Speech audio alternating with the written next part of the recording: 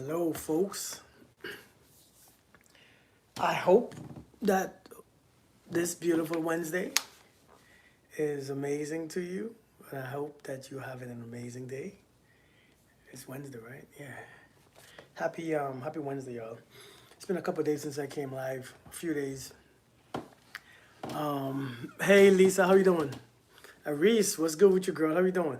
I'm glad that my notifications are going out to some people. Miranda, I was just thinking about you too. I figured that you being busy or you being absent. I heard from you in a couple of days. Hey Rena, I'm doing good. I'm doing amazing. I got my little ones back. I got all three of them back. So school starts next week. So I'll be in kind of off here. Hey Pamela, thank you so much. God bless you too. Thank you so much. Hey, this one, you told me to date other people a few weeks ago and I met someone immediately. Really? Wow. That's good. That's good. That's good. That's good. That's good. You know, sometimes, sometimes we might be surprised who we meet. Well, thank you, Noah. I appreciate that. Sometimes you might be curious about who you meet, because sometimes we be blocking. I was telling somebody earlier. I was talking to this lady, and I think when I was talking to her, I said, many times we're not open. We're not open. We're not open. We don't be open. And I think since we close down certain parts of us, we don't get what we want. I mean, if you look at it, we are energy, but we are so closed and tight with fear and doubt and insecurities. Hey, Cecily, how you doing, girl? I was walking around the woods and helping a friend on TikTok with a few people. Okay, okay, I got you. Um, I think many times we are not open. We're very scared. When Listen, and this is when it comes to finances or relationships or meeting people, we're very closed. We don't think about it that way, but in all reality, there's laws that governs everything. Laws are laws, and the laws abide or goes with everyone. And many times we are closed. Hello from Santiago, how are you doing? Hello, Bridge Mash. But yeah, but many times we close, we have somebody in the way, something in the way. We have somebody in our hearts, in our minds.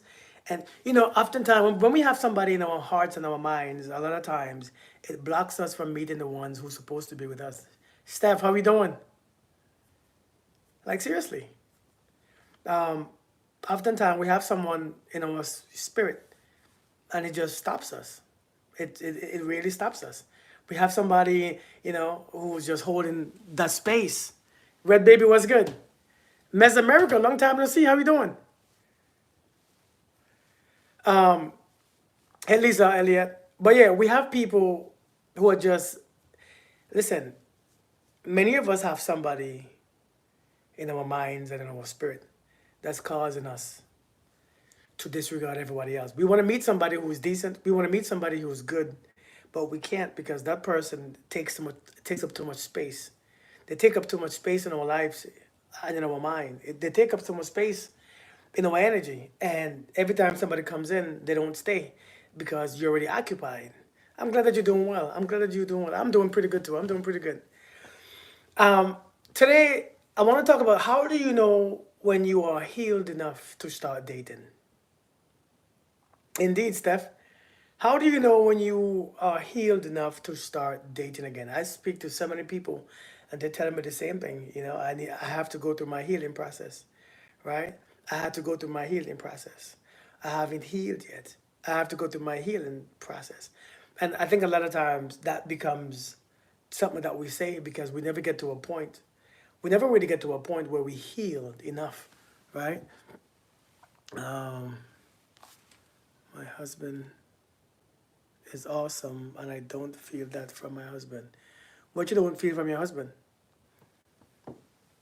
Hello, Baha. How are you doing? Um, hey, Tim. What's going on, brother? How are you doing, man? How are you doing? But yeah, but how do we know when we are healed enough to start dating? I think a lot of times, like I said, a lot of times we get stuck in that space. And I think here's the big deal, right? Here's the thing about healing. Healing is not what you healing is not what social media tell you that healing really is. Healing is not what you think it really is. Healing is not something that you actually, I think we think healing is like this magic that, hey Dietrich, that when we sit still, nothing should bother us, nothing should come to our mind, our feelings and our thoughts shall be back to reset. We should be back to a zero place where we are zen and peace and we are quiet and nothing affects us. And I think that's what we think healing really is. And it's really not. That's not healing. That's actually foolery. It's actually not, that I don't know where that's coming from. I think we think healing is something that happens after we finish the relationship, we can heal and then go back into another relationship. But the truth is, oftentimes, if a relationship broke you, a relationship is what is going to make you realize that you are fixed. Because until you enter another relationship, you will not know how you are fixed. Have you ever driven a car? Have you ever driven a car and you realize that you have that you have much anxiety while driving a car? And then you stop driving the car and you calm down, and then you go back into the car and the next day and you have anxiety again while driving, and then you come out of the car and go home and you are perfectly fine. Then how do you know when that has stopped? You will never know it stopped until you get back into the car again and fix yourself while you are in the car. You have to learn while you are in the car of how to deal with it. Many times, many of you come out of the relationship and try to heal yourself. Now, I'm not saying that you shouldn't. I'm not saying that if it's abusing, right? If it's an abusing relationship, of course you have to exit. But don't think that you're gonna heal, because of so many times when you get back into that, when you get with someone else again, the same anxiety comes back. New person, old anxiety. New relationship, old thoughts, old feelings. New relationship, old anxiety. And so, are you really healed? Are you waiting for a time where you are really healed? To be really healed is to go back into another relationship and see where you are at. You will never know until you get back in. You can be perfectly fine when you are single. I think many of us will learn how to be single. So great, right? Messing up my current relationship because I'm not fixed. I thought I was, but it's not that you're not fixed. You're just not doing what it takes to get fixed. I mean, listen, if you know that you're messing it up, can't you know how to fix yourself while you're there? Can't you stop doing what you are doing? If you know that you are messing it up from what you are doing, your behavior, then no one is part of the fixing. If you know that you are effing it up, why don't you stop doing what you are doing? Like seriously, why don't you stop doing what you are doing? Or you can say, I know I'm messing it up. I need to stop messing it up. I mean, you can say that too, but that's not helping you. What I realize about being an adult and being a responsible and being an accountable person, right? What I realize is this right here. As I see myself walking through the day and I see my thoughts and I see my feelings, I learn that I have the power as I'm doing it, as I'm in it, as I'm walking it. I can actually change how I feel. I can I can see what comes to my mind, see what comes to my behavior, and I can fix myself. Like seriously. I've never had one serious relationship in my life, and I'm 39 years old. I'm so afraid of myself. Who am I? Am I like this? It terrifies me. Losing love because I've never had. So why started in the first place? That's some deep stuff, Justin. Hey, hot quarter, how you doing? Hey, Denise. That's some that's some deep stuff right there. You know, one of the most important thing, man, when it comes to dating and relationship, is first you must know thyself. You know what I'm saying? I think you gotta know thyself first. I think many of us don't learn ourselves. We don't put the work into ourselves, so we will never know. And until you know yourself, relationships, nothing works for you. Nothing works. Nothing will work for you until you know yourself. So that's one of them things that you gotta know yourself, man. But I'm saying, man, a lot of us, we stay single 5, 10, 15 years, and we're still afraid. We stay by ourselves 5, 10, 15 years, and we still afraid of it, and we still don't meet nobody, and we still insecure, and we still, because we're not really healed.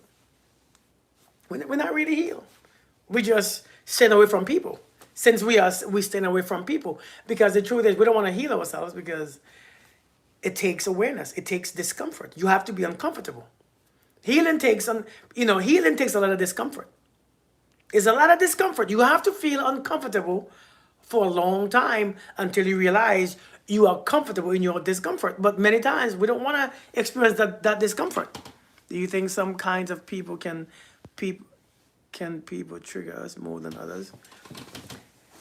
Yeah, some people can trigger you more than others. I mean, more than others, depending on how much you don't like that person, how much you don't want to be around them. But understand that people trigger you based on what you need. You know what I mean? People trigger you more based on what you need.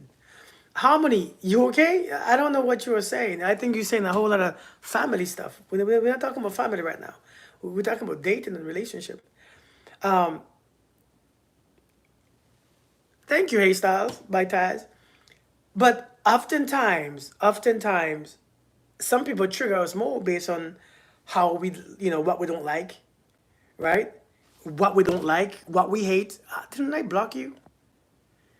What we don't like, what we hate the most, and what affects us the most. But this is what I'm saying though. Lord, I keep Miranda, I keep blocking him, and you keep unhiding him. I thought you was over there on TikTok. But like I was saying, hey Jamisha. But like I was saying, right? Like I was saying, many of us don't know when we are truly healed. We don't know when we are truly healed, right? Hey, Tijera, how are you doing? We don't know when we are truly healed. We have no idea, and I think that's when we stay single for forever. Even though we want to be with someone, we want to meet people, but we don't know who to meet. We don't know how to meet someone. We don't know how to calm our nervous system. I think many of us, our nervous system is kind of off. Once you've been through something before, our nervous system is like every time you think something like it, every time you look at a person that reminds you of someone else, our nervous system is all over the place. So as soon as we join a relationship, here comes that nervous system again. What's up, Focus Beat? How we doing, man? But yeah, until you realize, thank you, Hairstyles by Ties. Thank you so much. I appreciate you. Thank you so much. Until you realize, man, until you realize that everybody that you meet is not bad. Your nervous system is just off. Seriously. Hey, Renee, how you doing? Your everybody is not bad that you meet. Here's the thing, right? Hey, Black Butterfly. Here's the thing. You don't only attract raggedy people. Let me just make sure that you know this. You don't only attract raggedy people. You don't only attract cheaters. You don't only attract liars. You don't only attract abusive people. You really don't. You attract everybody. You are drawn to those raggedy people. But you have to understand sometimes, many of you or many of us, when we have been hurt, especially multiple times, right? When we have been hurt multiple times, I think everybody begin to look the same. True or false? Everybody begin to look the same. And so we tell everybody, no, leave me alone. Everybody, leave me alone. Because everybody looks the same. And I think, hey, Shondell, how you doing? I think it's because our nervous system is bad. Attract all kinds of people, they're surprised. Yeah, I mean, we attract everybody, but we just don't know which one it is that we want. What's up, T? We don't know which one is good for us. We think everybody might be lying. Have you all ever experienced that? Have you all ever thought that everybody that you meet will be lying or faking their personalities? Have they ever crossed your mind? Everybody that you meet will be lying to you, or will be faking who they really are. And I think a lot of people think that, and a lot of people, that stops you from even learning somebody. That stops us. I think a lot of times that stops us, a lot of us, from meeting people. But there's a way to learn. There's a way to learn this. There's a way to get past that. Right? Hey, Adri. There's a way to pass that. Lying cheaters. They're lying cheaters. But there's a way to pass that, right? Here's the thing. What's going on, Francis? How we doing, brother? How we doing? A lot of people are performative, but they don't recognize it. Their nervous system is shot. Indeed. Greetings, survivor. How we doing? I'm loving your spirit. I listened to you, but still went back to my narcissistic man because he got cancer and felt sorry. He just dumped me again now that he's cancer free. Well, you know what though? Haystyle by Taz. Haystyle by Taz say, I'm loving your spirit. I listened to you, but still went back to my narcissistic man because he got cancer and he felt sorry. He just dumped me again now that he's cancer free. Let's be honest. Let's be honest, okay? Let's put it out there. Let's be honest. Sometimes it might take you 5, 6, 7 times to leave somebody. I mean, let's be honest. Sometimes it might take you 5, 6, 7 times, but when you know, when you finally know without a doubt, I mean, without a doubt is when you're gonna actually stop. When you know without a doubt, you're gonna stop. But sometimes it takes you a while to stop. And instead of don't feel bad, don't feel like you wasted your time. Don't feel like you. It's something about human beings that you have to know without a doubt that this is who they are. That's just being honest. Yes, we come on here and people tell you you should know once, the first time. Have you heard it before? The first time somebody show you who they are, believe them. Yeah, it sounds good. Hey, Queen Essence. It sounds really good, right? The first time people show you who you are, believe them. Right, I get it. But sometimes you make sure. Sometimes you're going to check again. Sometimes you check them again and you check just to make sure. Because if you are not sure, you're going to always wonder. See, if you leave without being sure, you're going to always wonder and wonder yourself back. You're going to always wonder your butt back to that person. Years later, you're going to still think about this person. That's just being honest. But sometimes it takes, have you ever been to school and in your class, there's a kid that he got to go over the same thing 3, 4, 10 times, and you got it the first time? Everybody's not on the same pace. Everybody learn differently. Sometimes that person there's always a kid in the class that always takes 17 tries to figure out something. And then you get annoyed because you're ready to move on, and it only took you 2 tries and you got it. Well, everybody is different. So don't feel bad at how you learn. You learn how you learn. Seriously. Now you know for sure. That's the lesson. Now you know for sure. Every time life, listen, one thing about life, right? Never steal me. One thing about life, when life reveals to you something. Hey, Yasmina. Thank you so much from Baltimore. Yeah, Yasmina. Oh, Yamina. Okay, Yamina. When life sends you a message, it will hurt. Like when you spank your little child, you know what I mean? What's up, Tukali? How you doing? You know what? But you go back and do it again. Sometimes it went from your hand to your behind. Bam, on your behind. And then every time life has to remind you, it hurts even a little. It gives you a little bit more hitting. Like a little bit more pain comes with it. And then you still don't listen. It gives you a little bit more pain. You will get it sooner or later. This is why you have to be, hey, listen, let people mess up. Let them screw up. Because sooner or later, you will get it. Sooner or later, you will recognize or you realize that that person is not for you. And it's not that they are bad people. They're just ain't for you. Because how many times, right? How many times can you have life spank you? And it's not life that's spanking you. It's your decision. It's your decisions. Your choices. It's not that people are bad. Sometimes our choices are wrong. People are not bad sometimes. Our decisions that we make is not beneficial towards us. People ain't that bad, but you're not listening to your own self. And I think this is where we get in drama. And so if it takes you 6 times to go back, listen, I'm just being honest. If it takes you 6 times to go back, well, now you know. Now what you gonna do? This time this time you move on for sure. And that's just the reality. It sounds bad, but hey, it's how you learn, it's how you learn. You can't be mad at how you learn. You really can't. So what about being a widow? I lost my husband 5 years ago, and there are men that I've compared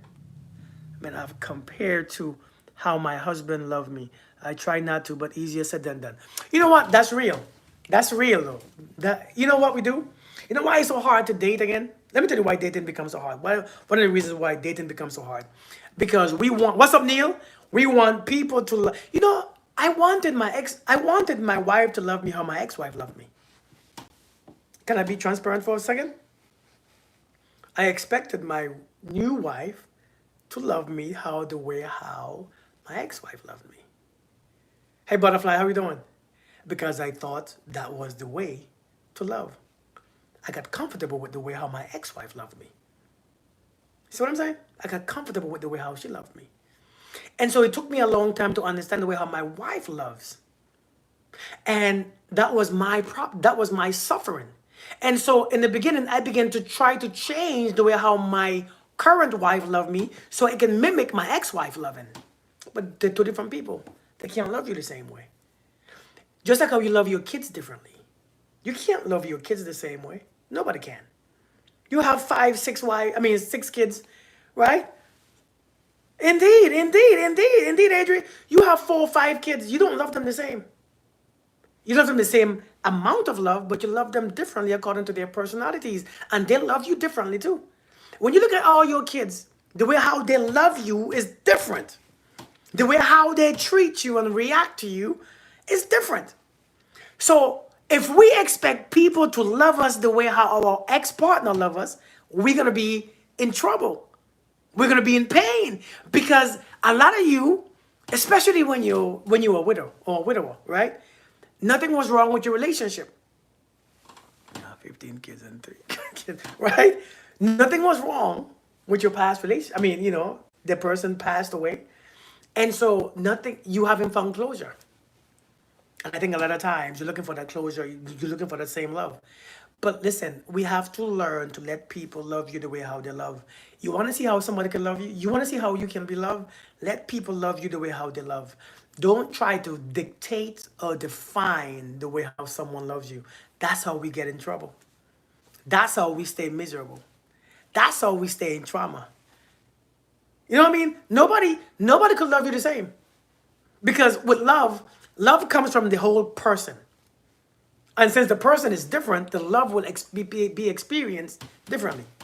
It would be experienced differently. But a lot of us, man, when we were some of us was in some great relationships. So some of us were in some great relationships, and that one didn't work. And we are trying, man. We are trying so hard. We are trying so hard to have someone else love us that same way because it felt good. It felt amazing. And so we are trying, but that's like a man, right? That's like sometimes, that's what we do sometimes. I mean, we all do it. But I'm trying to make my current wife dress like my ex-wife because that's the way I like, because I was used to it. I'm trying to make hey Yasmina, I'm trying to make my current wife even the way how she touched me. I want her, I'm so used to being touched by the way how my ex-wife touched me. I wanted my wife to touch me the same way. And that's cheating her. It's not giving her a fair shot. It's what I'm saying. It's not giving her a fair shot. So we end up losing. We're the one who lose. We're the ones who lose, not them. Because they're going to be them. And somebody might appreciate them. We have to learn to take information in without comparison with someone else. A lot of times, the reason why relationships are so hard, because we have all those people to compare our current partner with. But if the way they treat their friends is how you want to be treated, love, but spending money is love to them, then become their friend. Because if the way they treat their friends is the way how you want, then become their friends. Sometimes we can't have everything that we want in one. We can't have it like how we want it in a relationship. And sometimes we just gotta if you want to be loved like how they love their friends, become their friend. Because sometimes being their spouse, being their girlfriend or boyfriend, it ain't gonna work. It's just not gonna work. This is my first time telling to you, and your mentorship is encouraging, and that's exactly what I did compare my ex-husband to others. He passed away recently. Thanks. Yeah, definitely, Mary. We have to learn how to cut off comparison. Is a thief. When you compare yourself, you compare your friends, you compare your partners, you are stealing. You are actually dismissing the entire experience. You don't get to experience it. You know. Let me tell you something, right? I don't know if I told you all this. I was um I was eating some food a couple weeks ago, right? And I was eating some food. As I was eating some food, what happened is that in that moment the food wasn't what I was used to, right? I was in somebody's house and it didn't taste like how I expected that my food tastes like. And so when I was eating the food, I saw myself not enjoying it. I'm just being real. I saw myself not enjoying it.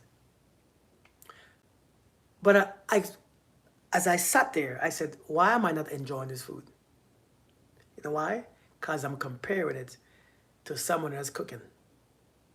Now, this is not a big deal to many people, but if you listen to what I'm talking about, in that moment, why am I doing something that I don't enjoy? As I sit there and eat that food, seriously, I said, why am I not enjoying this? I'm a very conscious thinker. I like to be present. I like to question myself. I like to go deeper. I like to figure out what is going on within me. Coach touches what's good. And so I sat there and I said, why don't I enjoy this food? And the answer came and said, because you're comparing it to something else. It said, eat it like you never tasted it before. I said, what now? I said, man. He said, eat it like you never tasted it before. Accept it for what it is. I began to enjoy the food. I began to enjoy the food. I began to eat.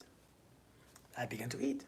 Because my experience of it was only based on the past.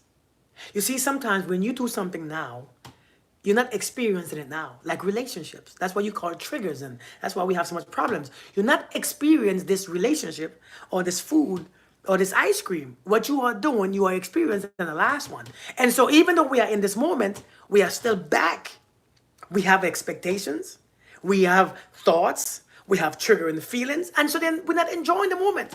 You know, all we have is the moment. All we have is the moment. That's all we have. All we have is the moment. All we have is the moment. But if you try to compare each moment, then your moments are going to be terrible. Your moments are going to be lonely. Your moments is going to, you're going to want to rush this moment to get to the next moment when you are turning your birthday. You want to rush this moment to get to the moment when you are going out on Friday. You want to rush this moment to go to our next moment. You see, many of us, we don't live freely. That's the problem, because we are always comparing every single moment. If we learn to question, why don't this taste good? What am I comparing this to? Why am I comparing this relationship to? Why am I comparing this person to? If you learn to stop comparing people, you might enjoy people, because a lot of these red flags that you are seeing is not red flags. Come on now. Listen, don't let me get into that conversation. Yeah. Love like you've never been hurt. That's the only way to love. That's what Christ taught us. What's up, DG? How we doing? That's what Christ taught you. In the midst of being hurt, in the midst of being hurt, I'm going to still love you like I've never been hurt. I'm going to love you like you are not even punishing me right now. I'm going to love you like you're not even crucifying me right now. That's the only way to love. But when we love, we want to bring up past and bring up what ifs and bring up doubts, so you can't really be free to be what you are. You can't be free to experience the love because you're limiting yourself. You're putting yourself back. Every time you go, you pull yourself because you get scared. What if it doesn't work? What if something happens? So what? So what? You know, when you're driving to work tomorrow or you're driving home from work, you don't think about what if I get in an accident? Because if you start thinking that, you probably won't want to drive. Think about it. Seriously, think about it. Think about if you question everything that you do. Man, what if I drive home today, somebody hit me? Like that truck I saw the other day on the video. A truck hit somebody and they mess up their cars and they get sick. What if you start thinking like that? Then you will never be free. You will never drive again. That's why some of you can't be in relationships, because every time you start dating, every time you meet somebody, here comes that thoughts. What if? What if? And so then you can't be. And so you're seeing red flags where red flags ain't. And the reason why you are seeing red flags is because you're really afraid that you don't want to be disappointed. So you call it a red flag. And that's a red flag right there. The reason why many of us leave relationship. Good, Jamisha. The reason why we stay single, many of us want a relationship. Let's be honest. We're just afraid. Many of us stay single only because you are waiting to be healed. You will never know how healed you are until you get your ass back in a relationship. You will never know until you start dating. You will never know. Some of you will never know how healed you are until you start dating. How else would you know? Some of you are just unbothered right now. Seize the day, carpe diem. Indeed, some of you are just unbothered right now, and you call yourself healed. You're not healed. You're still messed up. Because as soon as you start dating, here you go. Oh my God, Kirk, he's doing the same thing. Kirk, what if Kirk? Just leave. So what? You can't pay attention. Pay attention. So what if you're wrong? So what if they're cheaters? So what if they're not any good? That's how you know. The world is not too corrupt. The way how you see the world is corrupt. You remember, you only see what's in your mind. I don't see, listen, you only see what's in your head. You only see what's in your body, in your soul. The world is not corrupt. The world is the world. What you focus on is what you experience, is what you see. Because how many good people do you meet? Now, everybody always, hey Faith, everybody is messed up. I got a couple hundred people on this live right now. And I guarantee you, this couple hundred people in this room, you will consider yourself as good people. True or false? True or false? I have a few hundred people watching me right now. With more, and I promise you, the majority of you will consider yourself great people. So why do we think the world is corrupt? The world is not corrupt. We see corruption, but the world is a masterpiece. Clovic, love you too. How you doing? The world is a masterpiece. Here's the thing. I was telling this lady today. I said, listen, you want a relationship, then open up for one. You have your issues too? I said, you want a relationship? Open up for one.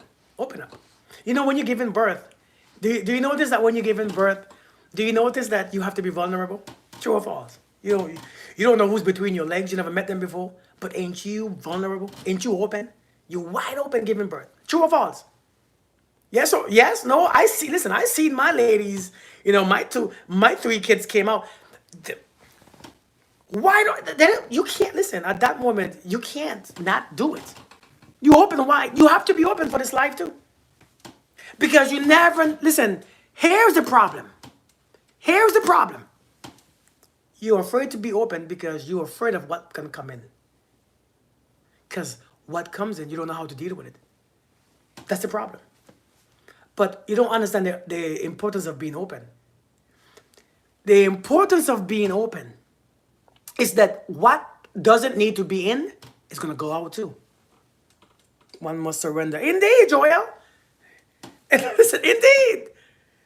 Listen, check this out. The importance of being open is because something needs to go out and some needs to come in. But you are trying to control so much what comes in, even though it doesn't align to your thoughts, your vibration, your experience. But you want to control what goes out.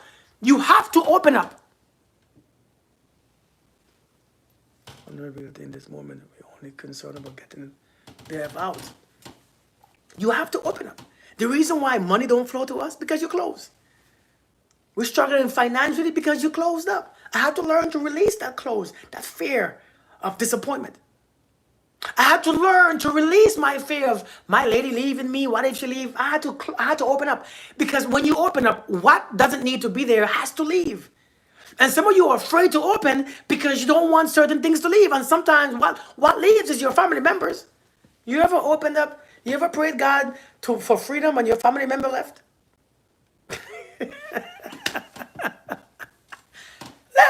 Hey, let's be honest.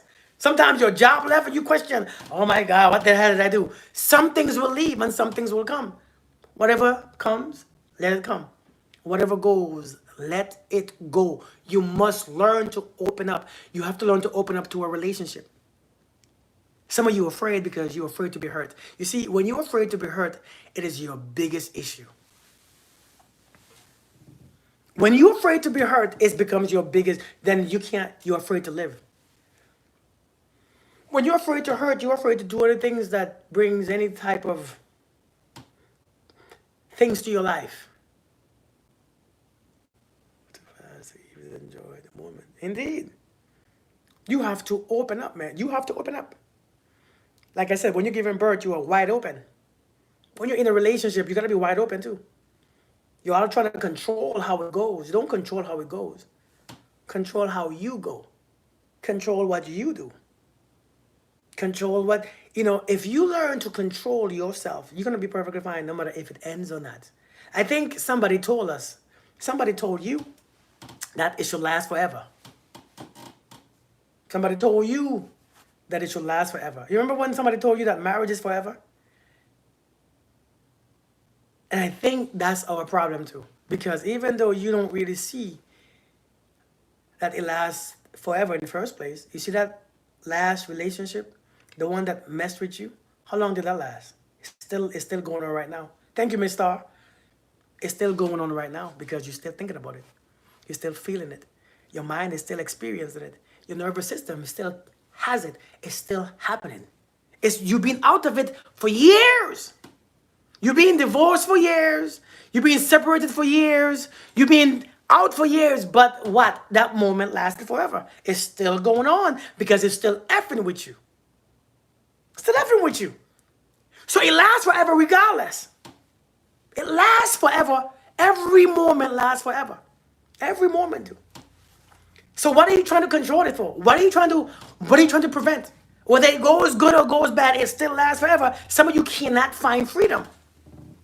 Hey, Miss Cindy, you can't find peace. You can't find happiness because that moment is still stuck in you. You call it trauma. It's that moment. That thing lasts forever. And it's still lasting because you're not even realizing that you are carrying it everywhere you go. That's why it lasts. You carry it everywhere you go. And then you blame, a marriage will last forever. It does. Let me ask you the question. How hard is it to forget a very great experience? How hard is it? Or how easy is it to forget a very great experience? Is it hard or easy?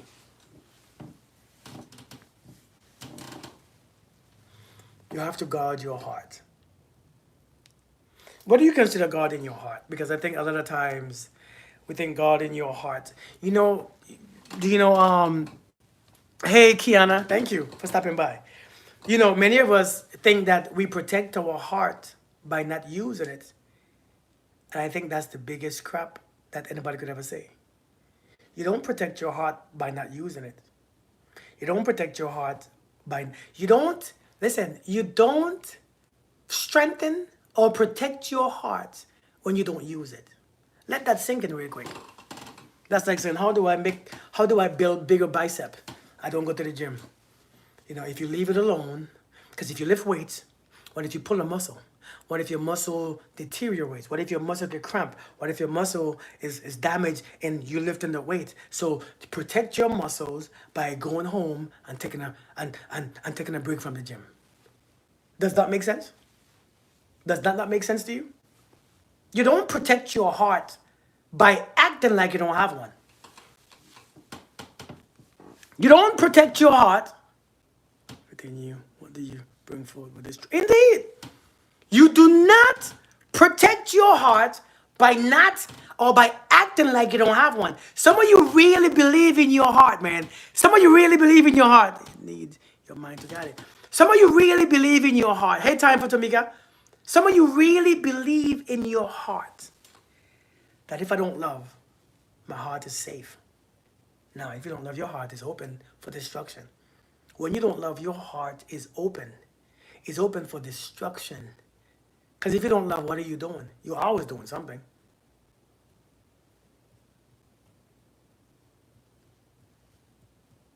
Think about it.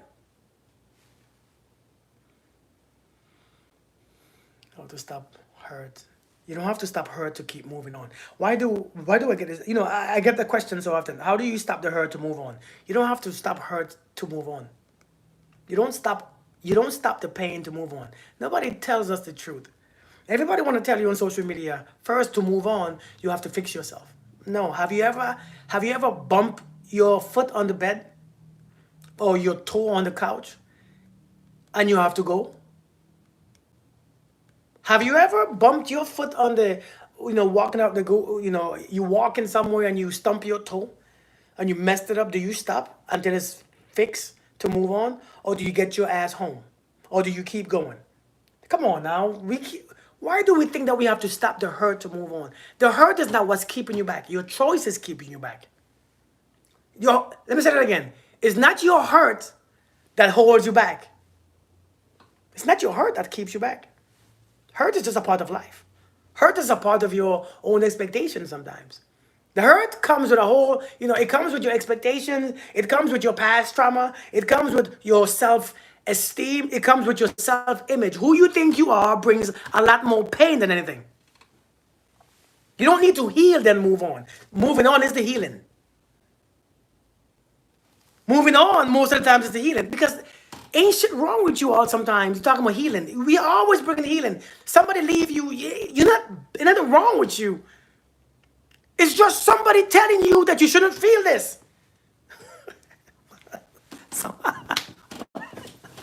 Somebody telling you shouldn't feel this. You shouldn't experience this. That's so wrong. People are so bad. They shouldn't do this to you. And so you feel like, oh, you're right. You're right. This shouldn't happen. And this was not supposed to happen. So since it wasn't supposed to happen, I'm hurt. I need healing because somebody made a choice to do something crazy with their bodies, with their mouths, and with their fingers, and with their peepees. I need healing because somebody cheated. Isn't it the person who cheated that needs healing? I need healing because somebody made a decision with their own insecurities, their own bad judgment, their lack of self-control, and you need healing. If you think you are sick, you are sick. That's one thing I had to learn to become in this reality. If you think that you are sick, what did the scripture say? Who is weak say I'm strong. Let the weak say I am strong. You know what that means? Let the weak say I am strong. Many of you keep saying I am weak. I need healing.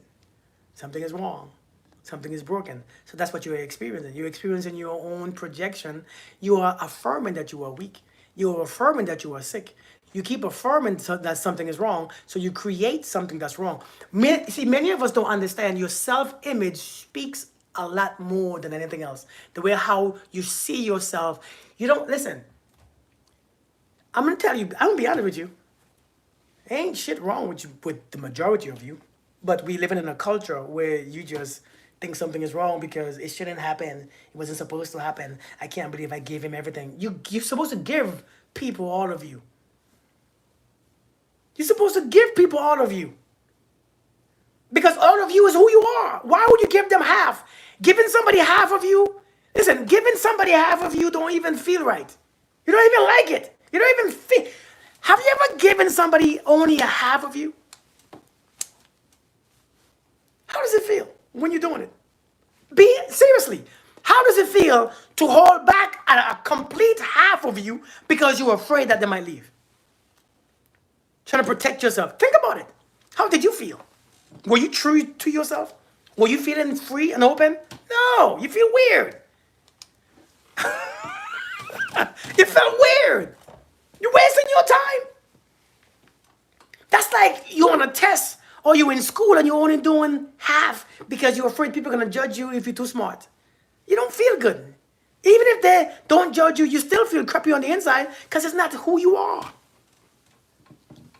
Hey, Ivy, you got to be able to give. And you know what, though? Here is what we do.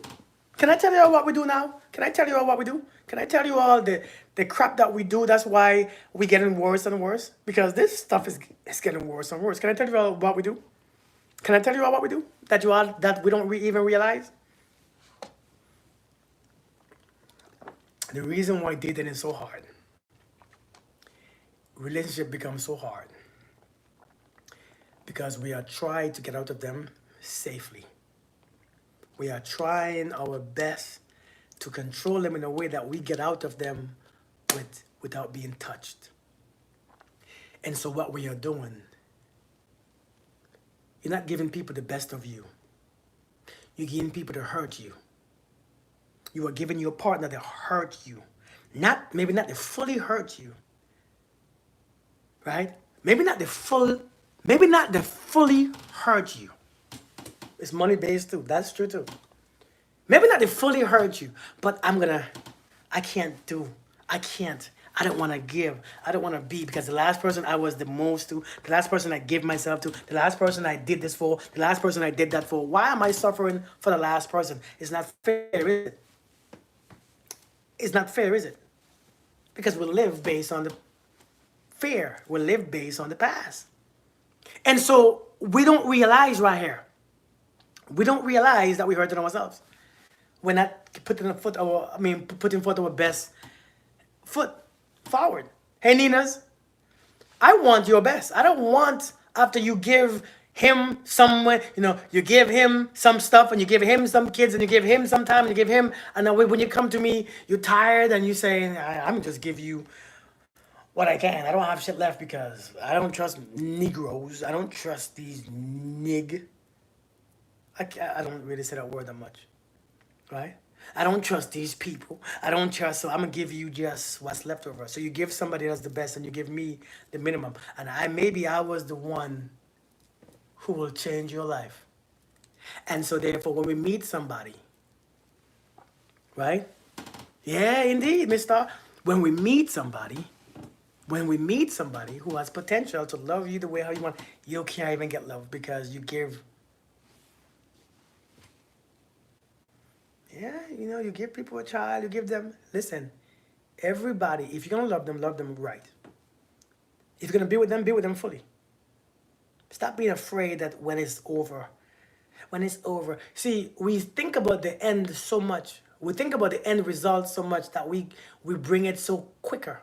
We think about the end result so much that we create the end result.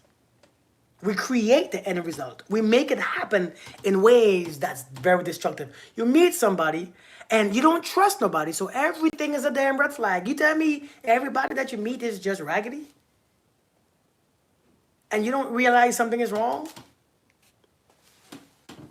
Unless you not heal, you meet the same type again. What's up, Queen? Queen Fina, how you doing? You know what it is when it comes to relationship? It's not about being healed. It's about, not healed. It's about being logical. The reason why we have to be healed, or we think that we have to be healed to be in a relationship, is because everybody's saying it on social media. What does heal look like? What does heal look like? Do you all know? What does heal? Heal don't have a look. Am I healed? I went to combat a few times, and am I really healed? Not really. I'm not really healed at all from having anxiety disorder and stuff. I'm not healed, because healing is a term that you all have an image of, and the image is ridiculous. The image is like perfection. You all use, and nobody's perfect, but the perfect that your definition of perfection is trash. I don't even know why we still use the damn word. Nobody is perfect. What is the hell is perfect? It's not that nobody is. It's not no one is really healed. It's just that you can't go back. You can't go back from ground zero. You have to learn that every day that you hear and you experience things, you're going to carry memory of it. You don't have to go back. It's not that you're not healed. It's just that you are choosing to act on things that's from the past. You're not being present. Here's the thing, man. Here's the thing. You cannot unlearn the things that you have learned. You cannot unsee the things that you have seen. You can't untaste the things that you have tasted. You can't untouch and unfeel what you have felt. But if that's what drives you on your behavior, then something is wrong. Something is wrong. Because I went to combat a few times, and even though I still carry that things with me, sometimes when I'm about to go on an elevator, like I told you before, because I've seen many people unalive, let me say the right word. I've seen so many people unalive and being stuck in vehicles, burning alive. I've seen so many people burn alive and place where they was trapped at, because I've seen it, I've been there, right? And let's understand this. I have seen the worst. I have seen my guys trapped, and this is multiple times because it's stuck in my mind. It ain't going nowhere. But it doesn't have to go anywhere because it happened. I seen it. I smelled the body burn. Maybe I shouldn't have said it online. I was right there looking. I've seen it. I have pulled guard while people was burning alive. And I'm not talking about just one person at a time. I'm talking about an entire crew of 5 to 7 men burn alive. I've seen it. I mean, I've smelled it. It's not PTSD. You're going to see shit in this planet. You're going to see some shit. You're going to see some stuff. And so when I'm about to enter an elevator, memories come back. They come back. Memories come back. Memories come back because it triggers being burned alive. Since I expect them to come back, when I'm about to get on this elevator, when I press the button, I realize, oh, it's memories. And I step my ass on the elevator. And I ride it. I ride it. I go up and I come down. We are letting things bother us. That was the past because we don't know how to let things be. Memories ain't going nowhere. Memories in a relationship, memories ain't going nowhere. But we are so easily triggered by somebody not coming home, somebody not texting this time, somebody not calling this time, somebody not doing this because it reminds you of someone else. That's the problem. It always reminds you of someone else. And so you don't know how to just relax. Relax. You have to learn to relax. When you see things that looks and remind you of something, relax. It's probably not true. So see, the problem is also you don't know how to differentiate between your thoughts and your intuition. That's the problem. You don't know. Your intuition is effed up. Your thoughts are effed up.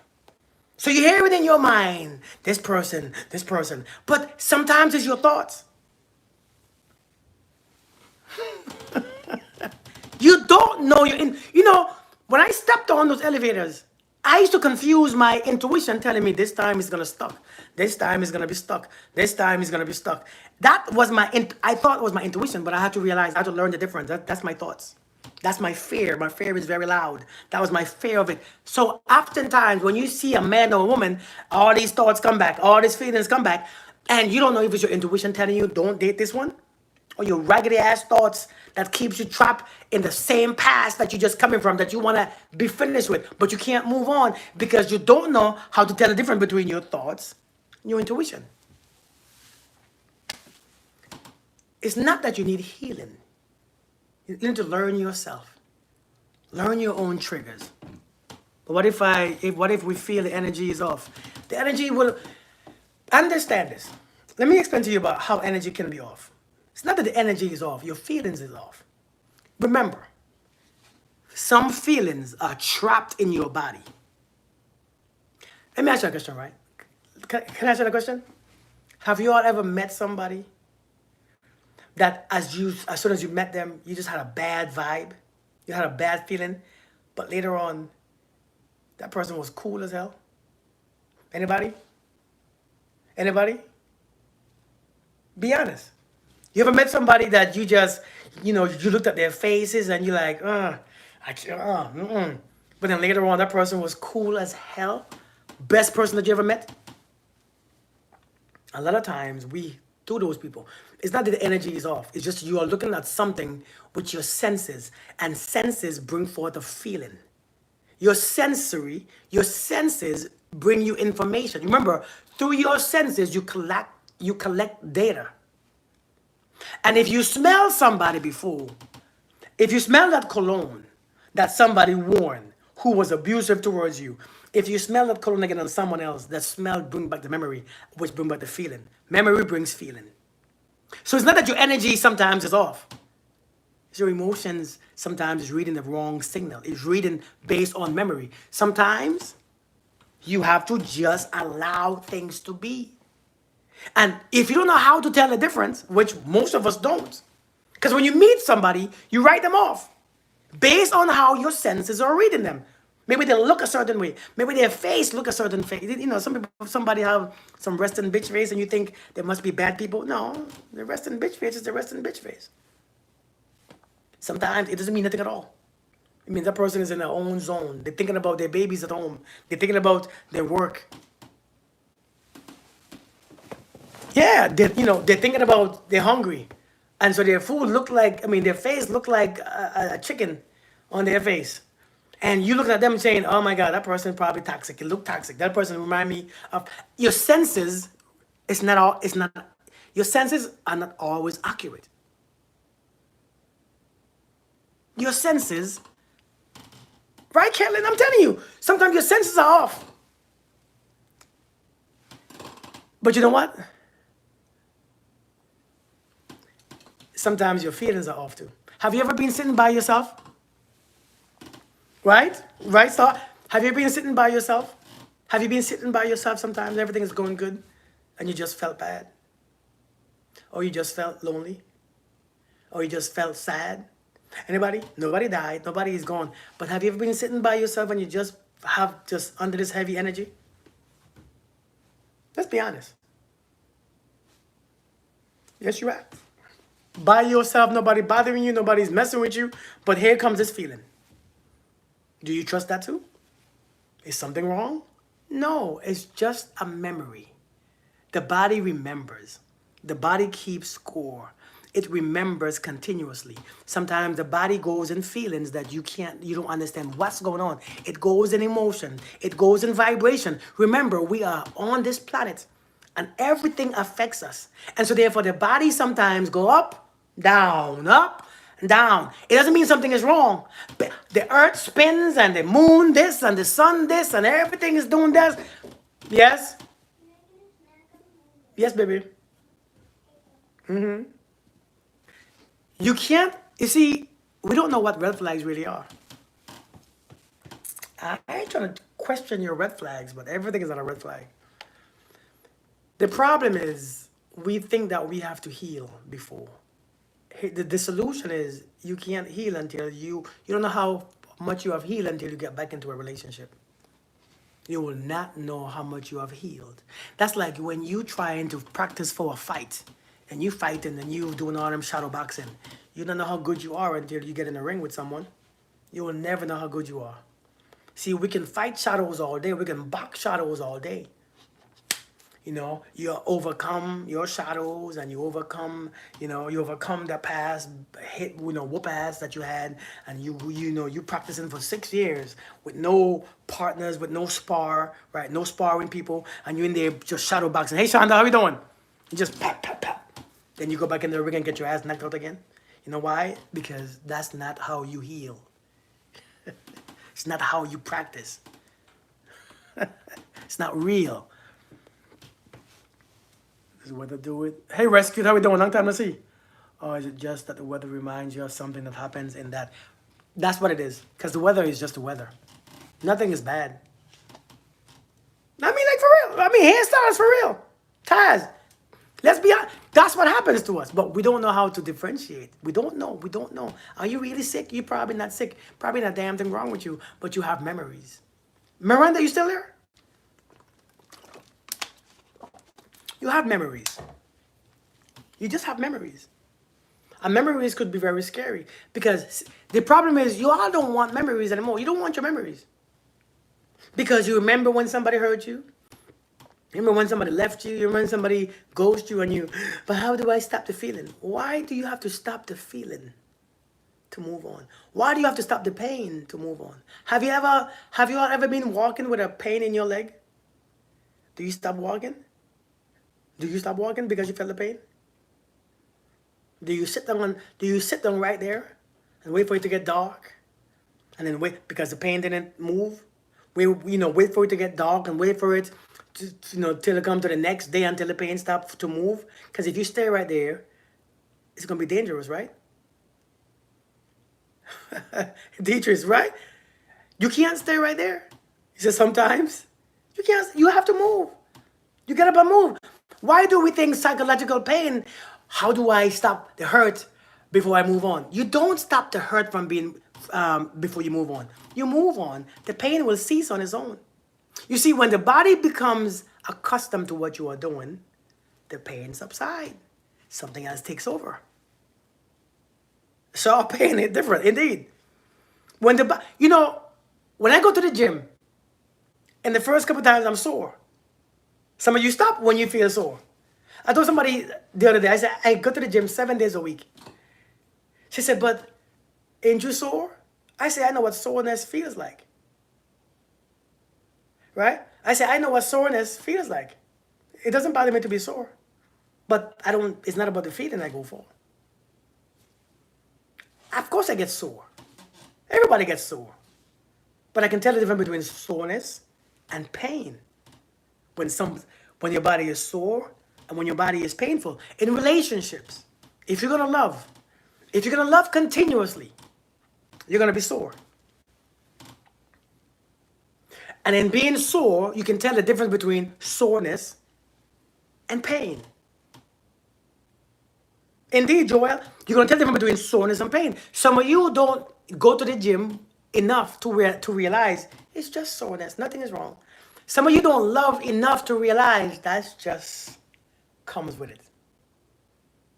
Some of you can't put those things together. But what I just said, you don't love enough to realize or recognize that comes with a version of love. It comes with love. Some things come with love. Yes, some things come. But some of you all don't want to feel that little, what do you call it? It comes with it.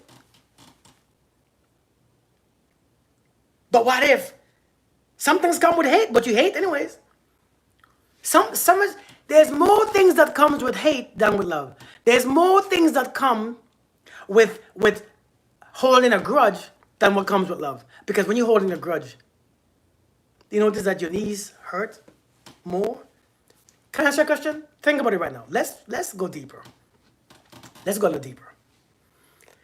For the ones who hold in a grudge against someone, the ones who, if you have somebody that you haven't forgot, who you haven't forgiven, and you are angry at that person, and it's fresh. Do I have anybody here who's angry at somebody right now, who don't want to forgive them right now because they have hurt them so bad? Hey, Miss Warren, how are you doing, Lisa? Anybody? Elena said me. What about if the other person rejected your love? You never rejected somebody's love before? You never rejected somebody's love before? Do you accept everybody's love? Somebody asked, what if the person rejects your love? Your love is yours anyways. You can't reject my love because my love is me. My love only benefits me. It don't benefit you. You can't reject my love. You really can't because I'm not giving you. Who is who I am. So if they reject your love, your heart is in your chest. Your heart is in your chest. Your heart is in your chest. It's your chest that keeps you alive. It's your heart that keeps you alive. You can't reject somebody's love. But don't you reject people's love if you put it in that way? Of course you do. So what's the difference? We want to be able to reject people's love, but we don't expect people to reject ours? What world are we living in? But back to the question. Some of you right now is fresh. You can't stand somebody. You haven't forgiven somebody. Those people who I'm talking about, do you have pain in your knees or your elbows? Do you have pain in your back? Does your knee hurt? Think about it. Does your chest hurt? A lot of you who hold a strong grudge hold that pain in your knee, in your elbow, your joints. Resentment does a lot more for you or to you than love or disappointment with love. The problem is because you don't get to see how much resentment hurts you because you don't think about the pain. You think pain is natural. Pain is not natural. Pain is not, pain just don't come from, pain comes to tell you a message, to release and let go. But no, you're carrying it because everybody around you in pain, because everybody around you is carrying resentment. Everybody around you is carrying suffering. So you think, but when you see, I love somebody and it hurts, it don't really hurt, it's your ego that's hurt. Because your ego says, you should love me the way how I love you, or else you're going to disrespect me. You should love me the way how I want you to love me, or else I think I need healing. You should love me the way how I expect, or else something is wrong. You should love me. That's the problem. There's nothing wrong with you. Nothing wrong with you.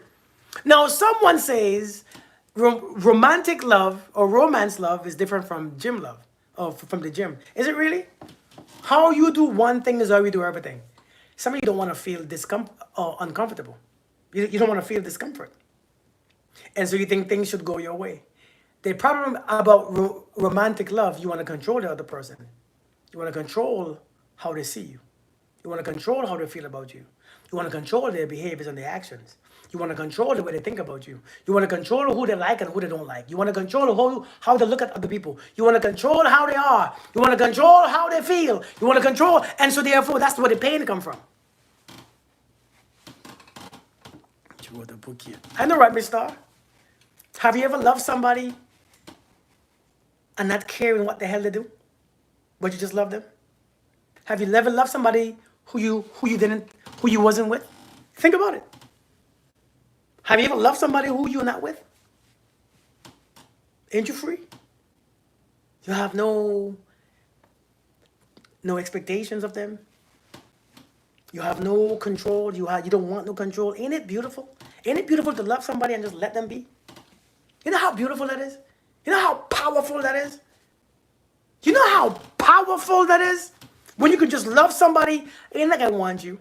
I ain't like I want to be with you. I just love you because God knows I do. But let yourself be free.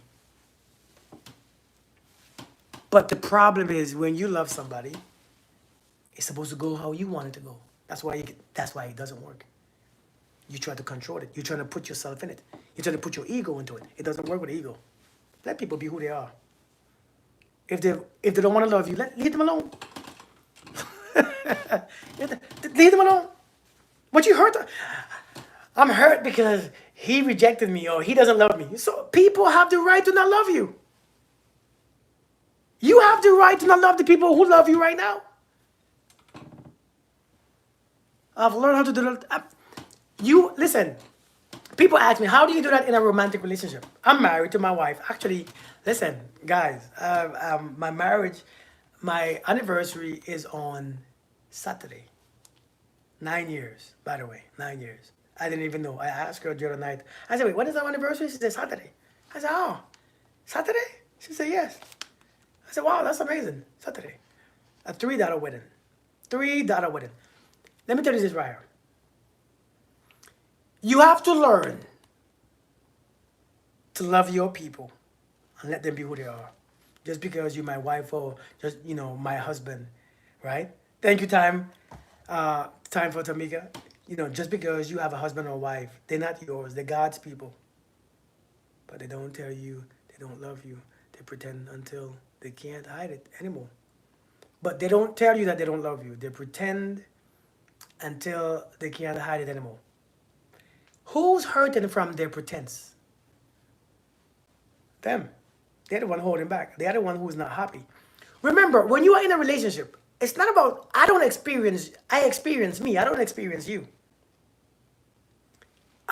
Listen, let's go a little deeper, okay? Let's go a little deeper. Because I try to explain this, but I think right now is not the time for many people to get it. Because you want how you want it. Let me explain this to you, right? Let me explain this to you. In a relationship, a matter of fact, in a friendship, what do you experience? Yourself. You can't experience me. You can only experience you. I could only experience me, not you. I can't experience you. I can only experience me. I could experience the way how I perceive, how I thought, how I think, how I am, what I feel. I'm like water. I can only experience myself. I cannot experience you. It's impossible. It's impossible for me to experience you. And so if my experience of you is what it is, your pretending is your business. Listen, listen. Think about it. Think about it. If my experience of you is the way how I want to experience you, how what I enjoy, your experience of me is your business. Because I cannot tell you how to experience me. That's your experience. And if you're experiencing something that you don't like, then and that you can't stand, and that is bringing you suffering, then you're wasting your own damn time. You're wasting your own time. That's your problem. And so I learned to experience my wife, even if she's lying and she's pretending, that's her business. But my experience is true. My experience cannot be false. I cannot experience false because my experience is what I see, what I feel, what I experience. It cannot be wrong. It really can't be wrong. But I think many times, we are trying to make sure that person is this and that person is that before we learn to listen. Every moment that you live, live. Every moment that you are here, live. Whether you faking with me or not, it's your problem. I'm not experienced faking, so I'm free. If you don't want to be there and you lying to me, that's your business. But right now, in this moment, I feel like everything is going perfectly fine. And if in the end, you see, one of the biggest problems is we are trying to bring the end to now so we can know. We are trying to fast forward to the end so we can know, but we don't enjoy this moment. Because all we are thinking about is what if. It's what if the end is right here, the end is near. The end is near, the end. And so we focus on the end, so we don't focus on what we have. And that's how we suffer. That's why we waste time. That's why we say, I wasted my time. If you just live today, this is why you have to allow tomorrow to work itself out. Twan, what's good with you, man? Hey, I love you too, man. I love you too. You have to let tomorrow be. Tomorrow will figure out itself. Now, what I tell you that now is some deep stuff. If you learn to live like how I'm talking to you, you'll be free. I'm telling you how to free yourself. I'm telling you to live every moment. I'm telling you, I'm trying to teach you how to live every moment like it's your last. I realized my last moments came. I was just telling my kids yesterday, I took my kids out, my children out to lunch. As I took them out, we were talking, we were just conversing. We were in Chick-fil-A.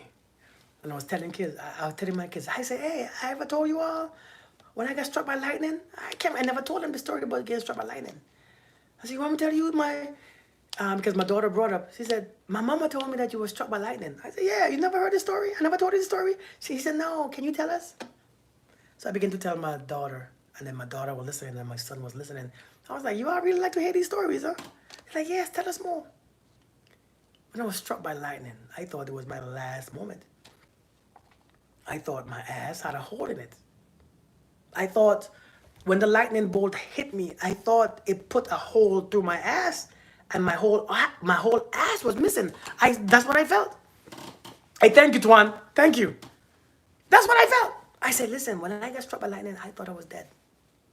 My whole ass was just off. I saw, as I began to crawl to safety because I thought if I just stay there, it might just hit again and then so let me crawl. Some type of thing within me. It's some type of survival mechanism within me that when I woke up from the strike, after I passed out and I woke back up, I began to crawl. I began to crawl on my leg. Crawl on my knees. I heard somebody else screaming because it was both of us that got hit. Two of us got hit. I heard somebody screaming. I don't want to scream. I want to crawl. But in the middle of crawling, I was crying because in my mind, I'm like, what did I do? What did I do? What did I do? What did I do, God? What did I do? Scorpion Queen, what's good? Right now, it wasn't even the pain. I was, God, what happened? You couldn't just tell me this? You could warn me, give me a better warning? Like you had to give me. And so then as I began to crawl, my ass felt like it was just gone. And so then my thought was like, man, my ass is gone. My whole left side of my ass cheek is completely gone. Because this pain is unbearable. This pain, I'm about to, and I passed out again and I woke up again and this pain in my ass was still there. I'm dead serious. Pain in my ass is still there. I'm like, oh my God. So I told somebody who was close by after I heard the other person screaming. I say, is my ass still there, man? Is my ass still there? Is they holding my ass? I'm telling him, listen, I don't understand. I'm asking this brother, hey man, is my ass, what did my ass look like? What did my ass look like? Because I didn't want to touch it. I didn't want to see it. I was scared. If you get struck by lightning, you have to understand, it's the most craziest thing that you would ever experience. So I thought the hole was in my ass, but not the one that you're thinking about, the other one. Hey, Chesney. So I'm like, hey man, tell me, is my ass still there? He said, first on, what are you talking about? I said, my ass, man, look at my ass. Is my ass still there? Is my leg still on? Look at my ass. He said, first on, what are you talking about? I said, dude, look at my ass, man, seriously. Pain. This time, I'm in the most pain because I don't know what happened, man. But then, when I looked at my ass later on, I had a damn lightning bolt in my ass. That's some weird stuff. Scared me to death. You realize when you're being in them situations, life is very short. Life is very short. It took me a long time to go outside while it was raining. It took me a very long time to see lightning and go outside. It took me a very long time. It took me a very long time to just walk in the rain. It took me a very long time, but I had to learn, hey, my nervous system, whenever it rains and I see a little thing in the sky, it doesn't mean that you're going to get struck again. Go outside. I had to go outside. I had to go back outside. Listen, when I talk to myself, go out, I command myself, go outside. But what if I get struck again? Go outside. Hey, we have to check how we doing. Go outside. I have to tell myself, go outside. Life is too short. If you are in something, be there. Don't look ahead. Stop trying to look ahead. You ought to take one day at a time. I don't know what I'm going to be next year, next 10 years, next 15 years. Relax. Sit right here. There's enough shit in this moment. Ain't there though? There is enough stuff to occupy this moment. You're not trying to think about what if he cheats? What if he's lying? What if he's not who he say he is? What if she's not who she say? Who cares? Enjoy this moment. And when the moment comes, when there is reveal, now you can do what you got to do. Until then, let people be who they are. Stop trying to control and force, and you have to be free. You got to be free. So my experiences is what I do. I only focus on my experience. I only focus on my experience. I only focus on my experiences of that I experience on the inside. So if she's lying and if she's cheating, I don't know. My mind ain't there. If I begin to see it, I don't think the whole thing was a lie. No, my experience was not a lie. My love was not a lie. My feelings weren't a lie. My desires weren't a lie. My entire being in that moment was not a lie. But it's when you begin to think, oh, it was all a lie, you begin to suffer, don't you? The moment you begin to think just because somebody screws up, somebody does some raggedy stuff, the moment you begin to think the whole thing was a lie, now you drop in that vibration of the lie. Come on now. All right, Marianne, you sleep well. You begin to think now, when you begin to think the whole thing was a lie, your vibration goes down into the lie. And when the vibration goes down into the lie, here you are depressed. My experience can't be a lie. Your love can't be a lie. Your happiness can't be a lie. Your peace can't be a lie. And you know what else? This moment can't be a lie either. Hey, Moon Charm, how are you doing? This moment can't be a lie. It's true. You experience it fully. That's why you have to experience all moments fully. When the truth comes, the truth comes. Lord, if you just take this advice, man, I could love anybody freely without scared, being afraid of getting hurt. Why you are afraid of being hurt? I see people lift. You know when people get hurt in the gym, When they're afraid of getting hurt in the gym. They break their damn foot. Oh my God. Oh my God. Ah. Why? Because that was on your mind. That's when we get hurt, you know. That's when we get hurt. When your mind goes on it. When you start to wonder about it. When you start to feel about it. When you start to experience it. You have to let things be. When the hurt comes, okay, deal with it. But understand that you have the power to learn to deal with it. You have the power. You have the strength. You know, we have to learn that we have the strength when is the time. When the strength don't show up before you need it. Somebody said that. Somebody put that, please. Some of you looking at strength. Strength do not show up until you need it. Strength does not show up until you need it. Strength don't. Have you ever you seen somebody lift their car off their kids? You ever see somebody move a big boulder with their hands? Have you seen somebody lift up something? Have you ever seen somebody, have you ever run from a dog? Have you ever been chased by a dog before? Have you ever been chased by a dog? Anybody? Or a cat? Or some form of lion with, 4 feet beast? Have you ever been chased? And you literally find yourself running? Have you? Anybody? No? Strength do not show up until you need it. If you have ever been chased by something, because I've been chased by dogs all my life. Does a llama count? Have you ever run that fast in your life? Have you? Have you ever run that? I can't really see the comments, you know. It's light. Have you ever run that fast in your life? I bet you never. I bet you have never ran that fast. Okay. I'm good. Hold on, give me a second.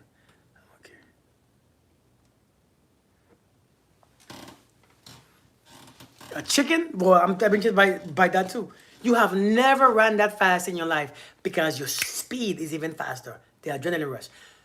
Hey, listen. What if you can just teach yourself? What if you can just, right? What if you can just teach yourself to relax and behave and say, well, when the time comes, I'm prepared for it.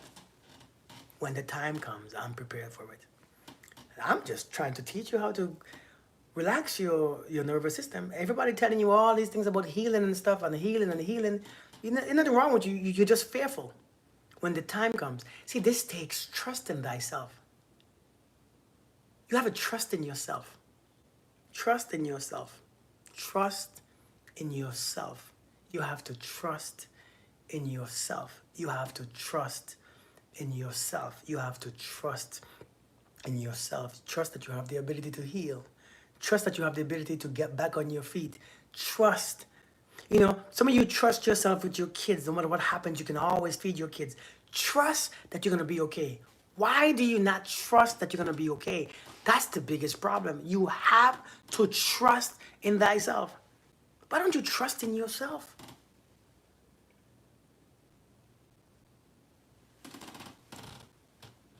Let me know what you think of it. I got a copy for Kirk.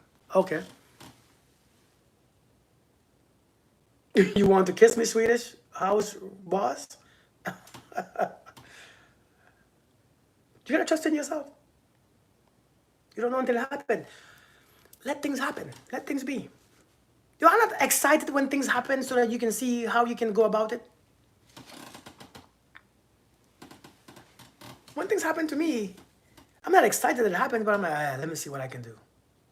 Let me see what I can do. Let me see how can I tackle this. Let me see which way to go about tackling this. Which way do I... You are going to stop thinking that everything is your end. Some things were made to take me out. No, it wasn't. If it was made to take you out, it would have taken you out. Seriously. The real Jasmine. How are you doing? I don't have anybody else to trust in myself. You trust yourself. Everybody else will come. Everybody else will come. You trust yourself. Everyone else who deserves your trust will come. Everyone else will come. I recommend it. Well. Okay. Got you. When you trust yourself, everything will flow. Remember, one of the things that we have to do is this. It is time to open up. Hey, let me ask you a question. It's time to open up.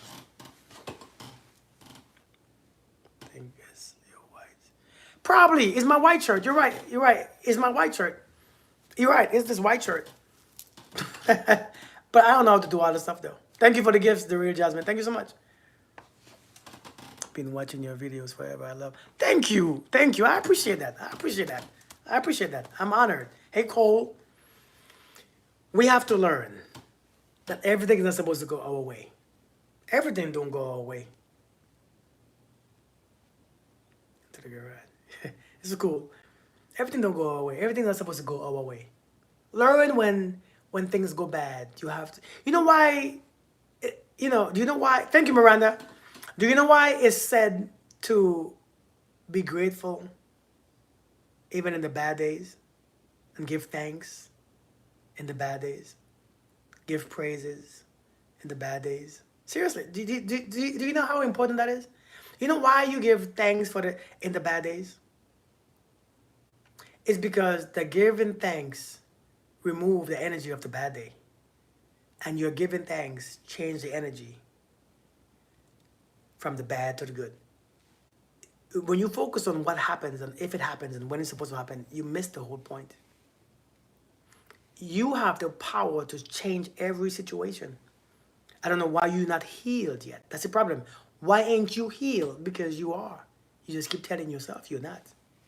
You have the power to switch around all situations. Every single one.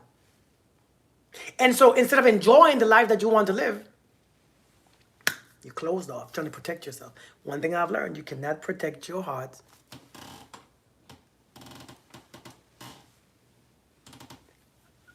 You cannot protect your heart by acting like you don't have one. And you cannot protect your heart by not loving. You cannot protect your heart by not trusting. The only way to protect your heart is to love and to trust. The only way to protect your heart is to love and to trust. The only way to protect your heart is to love and to trust. That's like working out. That's like working your heart out. If you only love one time in your life, Lord, it better be the best time ever. It better went your way. It better go your way. It better be the right setting, the right lights, the right time, the right person, the right circumstance. Right or wrong. If you decide to only love once, if you only decide to love once in your life, it had to go the right way, the right time, the right person, the right vibe, the right feeling, the right thoughts, the right emotions, the right look, the right location, the right height, everything had to be right, right? Because it's your one experience of it. Imagine if you love every day. You'll be okay. You'll be perfectly fine. If you love every day, you'll be perfectly fine. You realize some things come with it. Sometimes it's a little disappointment that you say, I'm good now though. Sometimes some people are gonna lie, sometimes they're gonna cheat, sometimes they're gonna do whatever. Some things come with it. But you know what comes with it too? A stronger heart. You know what comes with it? Being connected to everything. You know what comes with it? A powerful sense of discernment, an empathy, an understanding, an openness. You know what comes with it? A better version of you. You know what comes with love? Wisdom. What comes with love? Connection. What comes with love? Power. What comes with love? God. And so when you deny yourself, you deny love. When you deny love, you deny yourself. You deny God because you're scared. What if it doesn't go the way? Hey, what if, hey, what if Christ was like, yeah, you know what? I ain't dying for you all losers, man. Because what if I die for you all and you all suckers don't even like me? What if Christ said, you know what? I ain't dying for you all suckers because me going on this cross for you all little bastards and now you are going to deny me anyways? That man, that brother knew when that rooster, what do you call that word? Cried 3 times. Peter was going to deny him. He still did it. He said, I know you're going to, listen, I know that you're going to betray me and hand me over to these people. But it doesn't change my nature. Doesn't change. It can't change who I am. Because if you change who I am, then the story won't end the same way. Crowed. Thank you, William. That's what I wanted. Get to stress out. He sweat. He sweated blood. I'm telling you, like you. What if he denied my love? Think about it. What if they deny my love? What if they reject my love? Is that really a thing? We can't think about those things because it's not real.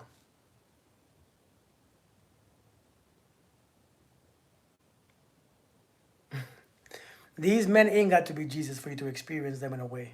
My wife ain't Jesus either, but I experience her in the way I want to experience her. Indeed, William. You know, my wife is not Jesus, and she's not Mary, but I get to experience her the way I want to experience her. Not for who she is, but for who I am. And I want that to be, understood. I want that to be understood. I don't experience my wife based on how she is. I can't. Because like most people that we know, there's many shortcomings, many issues, many stuff that will stop you from experiencing that. I don't get to experience her for who she is. And I said it with a smile on my face. I get to experience her for who I am. It cannot be the object that makes you feel how you feel or love how you love. It cannot be the other person or the object. It can't be. If the object or the person defines how you love, that's the problem. Somebody say amen. Let's go deeper. Shall we go deeper? If it's based on how this world is how we love. That's right, William. How we doing, William Lynn? How we doing, brother? I mean, Lynn. William Lynn. I keep saying William. But William Lynn, are you male or female? Just curious. Because William is a male name, right, mostly. Lynn is a female name. But I think it's switched around. Go deeper. If we look at the world and love accordingly, our love is screwed up. What's up, Lo? If you look at the world and love the world accordingly, it's screwed up. We already failed. It doesn't work. It doesn't work. It will not work. If you look at people and love them accordingly, you will hardly love. Raj B, how are we doing, Raj B? If you look at people for what they are and love them based on what they are, you will not love anybody. You will love your kids. You all know it's true. Your love should not be determined by how this looks, by how these men are, by how this woman are. Your love should be determined because you want to. This is how your expression. Your expression must be your choice. Your expression must be your choice. The way how you express yourself and your love and your happiness and your joy, it has to be your, because if it's not yours, somebody will control it. And don't they control it though? Come on. How many times? How easily are we controlled? Somebody don't behave the way how we want to behave, then I hold my love back. If you hold your love back from them, you hold it back from you too. Thank you, Lo. Thank you so much. If you hold your love, if you restrict your love from them, you restrict it from you too. Because it's not expressed. You see, what's impressed must be expressed. Come on now. Impress. I'm pressed. If I'm pressed on the inside, I must express on the outside. It has to start on the inside, not the outside. If it starts on the outside, we have problems. Then you are off the world. You are in the world. You are all in it. You are all of it. What is it? Be in the world but not of the world? Or be of the world, not in the world? Which one is it? What does it say? Be in the world but not of the world.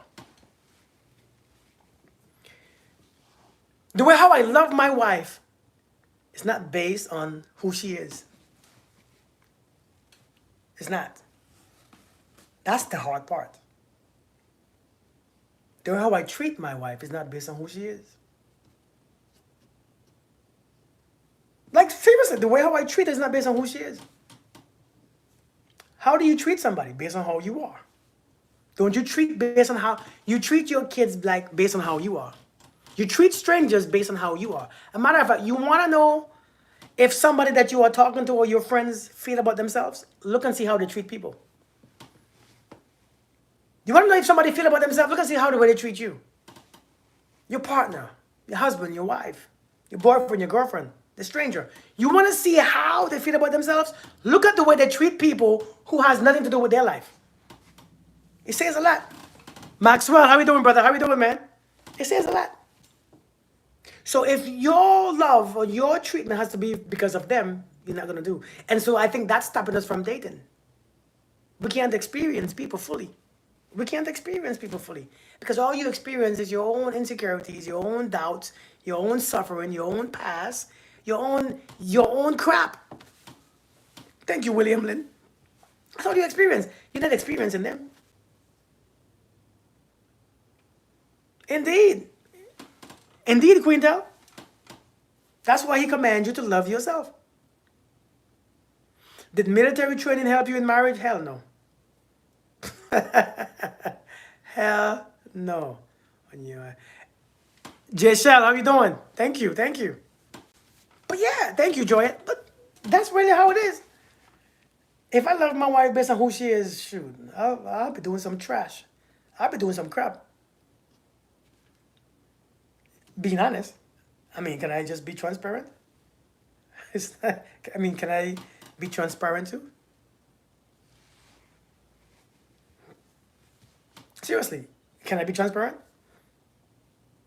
If I love her based on who she is, when she's pissed off, when she's mad, when she don't feel good, when she's in a bad mood, then I'll do all the time things that I did like my past relationships.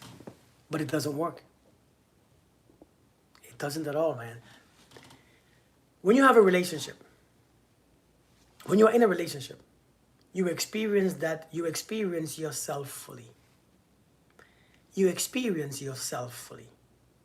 If you experience yourself fully, the best version of you will come out. And sometimes, even if people don't want your best version, you want it. It's your experience of it. You're the one who experienced your best version. You're the one who tasted it, touched it, felt it, emotionalized it. It's you. You're the one who's doing it. I can give you my full self and you can't experience my full self because you don't know what it took for me to be my full self. You don't understand my full self. You don't know what I'm giving you. Especially when you are lacking in all different areas, when you are insecure, when you are doubtful. If I give you my full self, you will never know it. If I give you my full self and you only give me a half and you insecure, you doubtful, you this, you that, you can't experience my full self anyways. True or false? Have you ever given somebody all your love and they just didn't see it? They didn't recognize it? They didn't understand it? They still question you? They still doubted you? Have you? I bet you have. I bet you have. You gave somebody all of you and they didn't even appreciate it. True or false? I know it's true. We all have done it. This is why you cannot let people be the reason why you give your all. You give your all regardless. Because they're going to only experience you how they experience you based on their own insecurities, their own doubts, their own minds. People only experience themselves. That's what I'm telling you. You only can experience yourself. You cannot experience me. You can only experience you. And since you are the one experiencing you have to go above and beyond. Not of the world. Thank you. Thank you. Thank you, Miranda. Be in the world, not of the world. So when I'm with my wife, I experience myself fully. You don't want to experience yourself in the highest way. You think when my wife goes to work or wherever she goes, I'm experiencing fear and doubt and all these lies and what if she's that? I'm wasting my time. I don't know what happens. I don't know what my wife does. But damn it, I'm experiencing my full self that I want to experience. You can call it a lie. You can say I'm lying to myself. Am I? I don't know. Because in that moment, it feels like it's real. You know, you experience trauma. Trauma is not real, but you feel trauma. You think something is really happening to you. But yet, you telling me I'm lying for experiencing my happiness and my peace? What sense does it make? Somebody, come on. Somebody tell me. You experience trauma when something is not real. I can't experience joy if something is not real.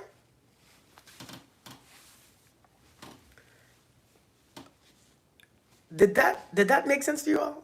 Did that go over your head? Did that make sense to anybody? I think that made sense. I think this was the premise of my whole life. I think this makes so much sense. Wear yourself out trying to exactly. Exactly. To be for real, it really makes sense. It make good. I'm glad it makes sense. So many of us think, you know, I was living a lie. You wasn't living a lie. You was living your truth. So stop feeling bad about you living a lie and somebody was lying and somebody was not. You know what I mean? Was somebody was not and somebody was doing the wrong thing. Somebody, leave that alone. That ain't for you to carry. That ain't for you. That is not for you to carry. That ain't for you to carry. That ain't yours to carry no more. You lived your experience. You live in your heart. You lived your truth. And damn it, ain't nothing more important than your truth. In that moment, he was doing it. They probably was faking it. I get it. We don't know. We will never know. They probably was lying. They probably was pretending. Do you ever know? We don't know. That traumatizes us is how we internalize the experience. Indeed. It's not the thing itself. It's how you see it. Indeed, Miranda. I choose to see things in a way that frees me. Some of us choose to see things in what makes you feel guilty, what makes you feel sad, what makes you feel all this. I don't do that no more. That's punishment for yourself. Because the truth is, we don't know what things are. Things are not specific. Things are just based on perception. So whatever happens is just based on, nothing is really bad or good. It's just your perception. It's how you see it. It's how you think about it and feel about it. So which one is right or which one is wrong? Neither. Neither. I mean, true. Neither is right or wrong. And so I choose the one. Renee, I choose how to see things in a way that frees me. Not that how it benefits me, frees me. Different. Thank you, chocolate vegan. Chocolate vegan. Thank you. I choose the way to see things how it frees me. Again, not benefits me, not short-term benefits me, not seeing things in a way that put a band-aid on it. No, I'm talking about free. I'm free. When you have there's no band-aid on it. I'm free. Number one, I know for a fact what you do is your business. I know what you do is based on what you want, what you feel, what you experience. This is you. This is your shit. I'm gonna let you carry your shit. You gotta let people carry their own shit. Let people carry their own shit, their own baggage, their own baggage. Let people carry their own shit. You ain't tired of carrying people's shit for you? Every man that you've been with, every woman that you've been with, you carrying their shit. You've been carrying your man, your ex-man, your ex-husband, ex-boyfriend, ex-wife, ex-girlfriend stuff for years. Let them carry their shit. They're grown. Ain't they grown? What you carrying it for? Hand it back to them. What you still carrying it for? And then everywhere you go, if you carry something with you everywhere you go, you will meet it. Somebody said, everywhere I go, there I am. Hey, Wanda, everywhere I go, there I am. There you go. Everything you carry, you meet it. You think that you're going to carry something and you don't meet it? I confused you with that haircut? Betty Boop? Why? I cut my hair like 6 months ago. Everything you carry, you will meet it. You carry anger, you meet it. You carry resentment, you will meet it. You'll be introduced to it very quickly. You carry insecurity, they will, hey, I'm insecurity, nice to meet you. You will. You carry doubt, you will meet it. You carry drama, oh, you meet that too. Everything, everywhere I go, there I am. You carry your fears, you meet them in everyone. Who does the gift belong to? Miranda, that's right. Miranda said, if no one accepts the gift that they gave to you, that pain, that suffering, if no one accepts it, who does the gift belong to? If you don't accept the gift, who does it belong to? Them. I don't want it. You keep it. I don't want that. Hey, Teradin, how you doing? Long time to see. But I think so often, man, we carry people's stuff with us, and we feel and we have it. Does anybody suffering with knee pains and ankle pains right now? Anybody have any knee pain in their right legs? Knee pain in their right knee? Anybody? Knee pains in their right knee? Anybody? Hey, Miss Howard, does anybody have knee pains in their right knee?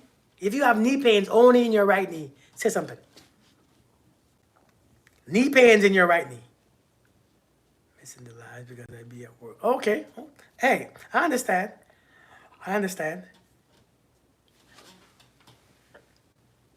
When I stand too long, Lisa say, yeah.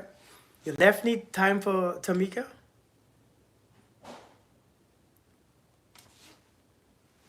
A lot of people who carry that pain in their right knee, some dude got you.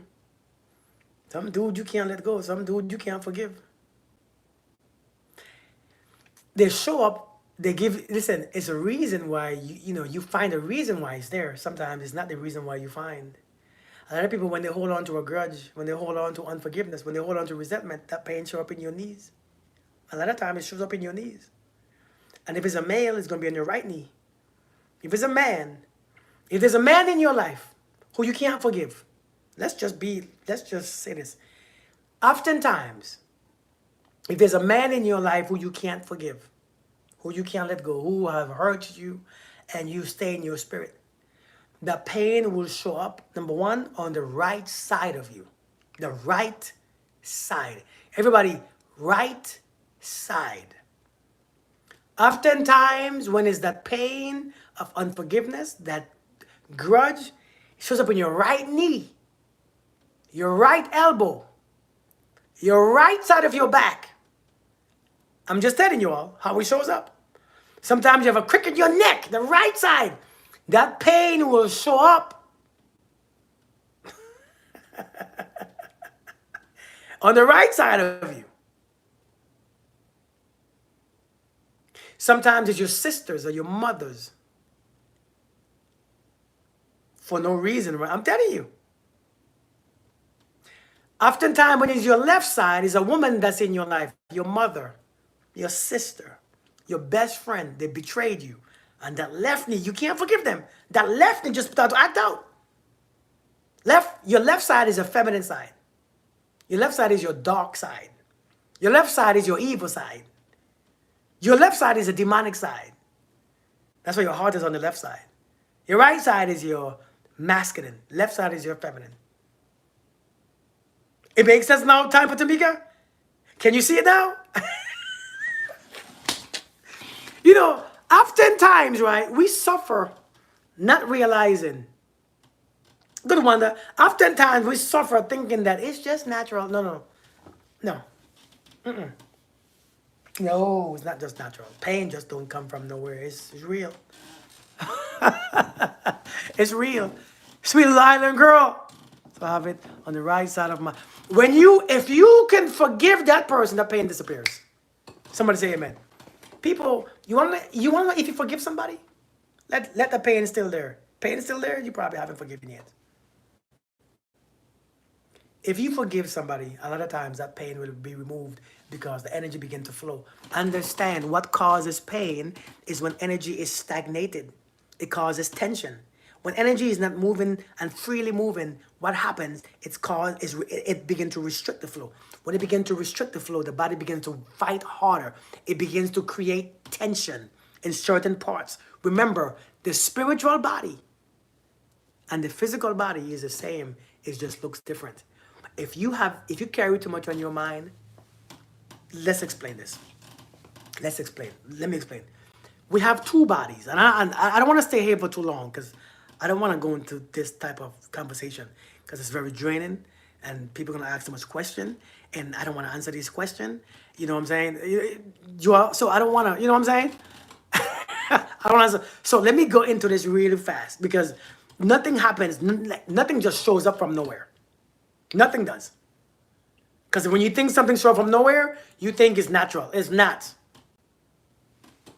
Here's what happens. Here's what happens. The energy body. I mean, I do speak relationship conversation, but I speak it from a spiritual perspective when it comes to energy. That's why I can get into all these conversations and get into all these details because relationship, love, money, kids, pregnancy, this, that is all the same. It's just energy. Learning how to, the energy flow. If you can learn how to open up, everything will come to you. Everything. Everything will make sense. So that's why I dabble in relationships because it's all about energy. It's all the same. Just that many of us are blocked in some areas. We are blocked relationships, blocked money, blocked with getting job, blocked with our fitness, our health, blocked because how we think and how we feel. Hey, Chantel. But your energy body and your physical body is the same thing. Let's say your spiritual body or energy body and your physical body is the same thing. Let me give you an example. Single parents, single mothers, single mothers, single mothers. Anybody single mothers here? Do I have any single mothers? It's getting deep, Wanda. Anybody single mothers here? Anybody? Let me tell you what you're going to experience sometimes. When you by yourself, doing the work by yourself. You ever felt like you was by yourself in this? Nobody helps you. Nobody gives you a hand. You can't depend on nobody. I'm talking about the single parents. The ones who really ain't got no help. The father don't help. You all by yourself. You all doing this alone. You feel alone. You feel so you can't depend on nobody at all. You carry so much on your shoulder. And so your neck pain and your shoulder will actually start to pain. Anybody make sense? That makes sense to anybody? Does that make sense to anybody? I'm sure it does. I'm sure it does. You got pain in your neck? Hold on, let me change my phone because my body about to die. Does that make sense? Hold on, give me a second. All this time you think something was wrong. You think that, you going to get massage and you going to get all these things and you going to the chiropractor, right? Chesney, you going to the chiropractor, you going to this and you going to that and you going and you trying to go to the doctor and what you don't understand is this. You can fix it very quickly by changing how you perceive, changing how you see things. Your lower back is hurting a lot of times. See, when you're a single mother and your lower back begins to hurt, it's because financially you have issues. Financially you have worries. Financially you're afraid. You don't know where your meal is coming from, your job. You feel lack, you experience lack. You don't trust tomorrow. You worry and you're afraid. And when you're in that place, your lower back goes out. And you ain't got to be a single anything. You could be anybody. Once you worry about where you're going to live, what you're going to eat, your clothes, your money, your job, and your relationship. When you worry about those 5, 6 things, your lower back begin to, from nowhere to. It just goes out of nowhere. Anybody experience that? You lose your job and bam, your back went out. Anybody? And so you going to the doctor. The doctor can't find nothing wrong with you. Hey, Sonny K, how you doing? Your thought creates your... Indeed, Chris. You going to the doctor, they're giving you all kind of scans. Do you notice that they can't find anything wrong with you? Why? Because there's nothing wrong with you except your perception. Migraines, black butterfly. A lot of times when you have migraines and all these headaches, and I see people saying, whoa, because it makes sense, don't it? It makes sense. It really makes sense. See those chest pains that you're experiencing?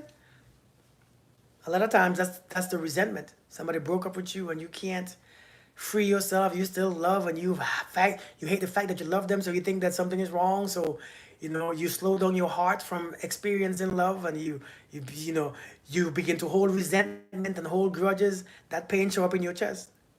Your breath changes. You can't breathe properly. You have problem with your respiratory system. A lot of time, that is somebody you are trying to stop loving, and it's messing with your heart. Hey, Elisa, you all don't understand. You all see something is wrong. It's just energy. You are restricting the flow of energy. You are restricting the flow by how you perceive life. And I see some of you are laughing, but it's reality. Some of you laughing because it makes sense, don't it? Nobody teaches us this. The way how you perceive affects your spiritual body and your physical body. The way how you feel on the outside or spiritually affects how your body shows up. Everything mirrors it. Your heart is right here. Chest pain.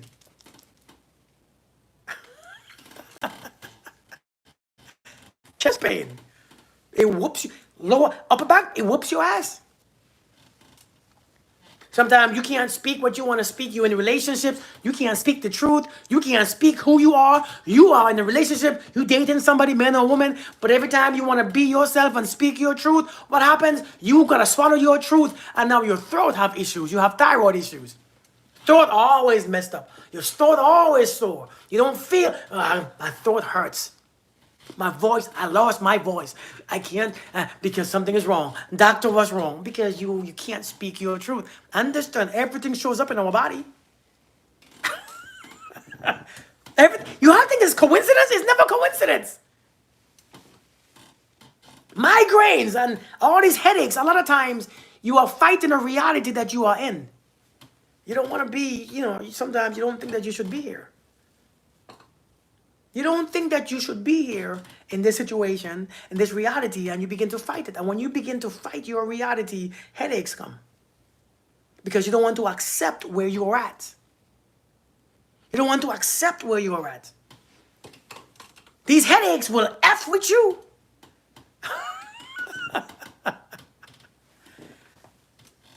What's the cure? Accept where you're at. Accept your reality. Knots in your stomach. That depends. Where in your stomach? Your upper or lower stomach? Upper or lower stomach? Emotional, I feel like crying and my body hurts. If you're emotional, you feel like crying? Cry. When I feel like crying, I cry. Sometimes you have to come out. Sometimes you just come out.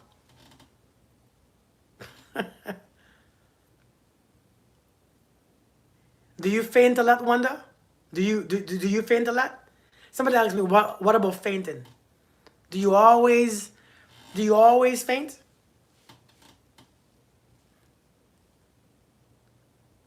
Oh, so that's not the problem? So you said, what about fainting? I thought you mean that you fainting. There's so many things, right? When you say knots in your stomach, in your lower stomach. Knots in your lower stomach. That could be quite...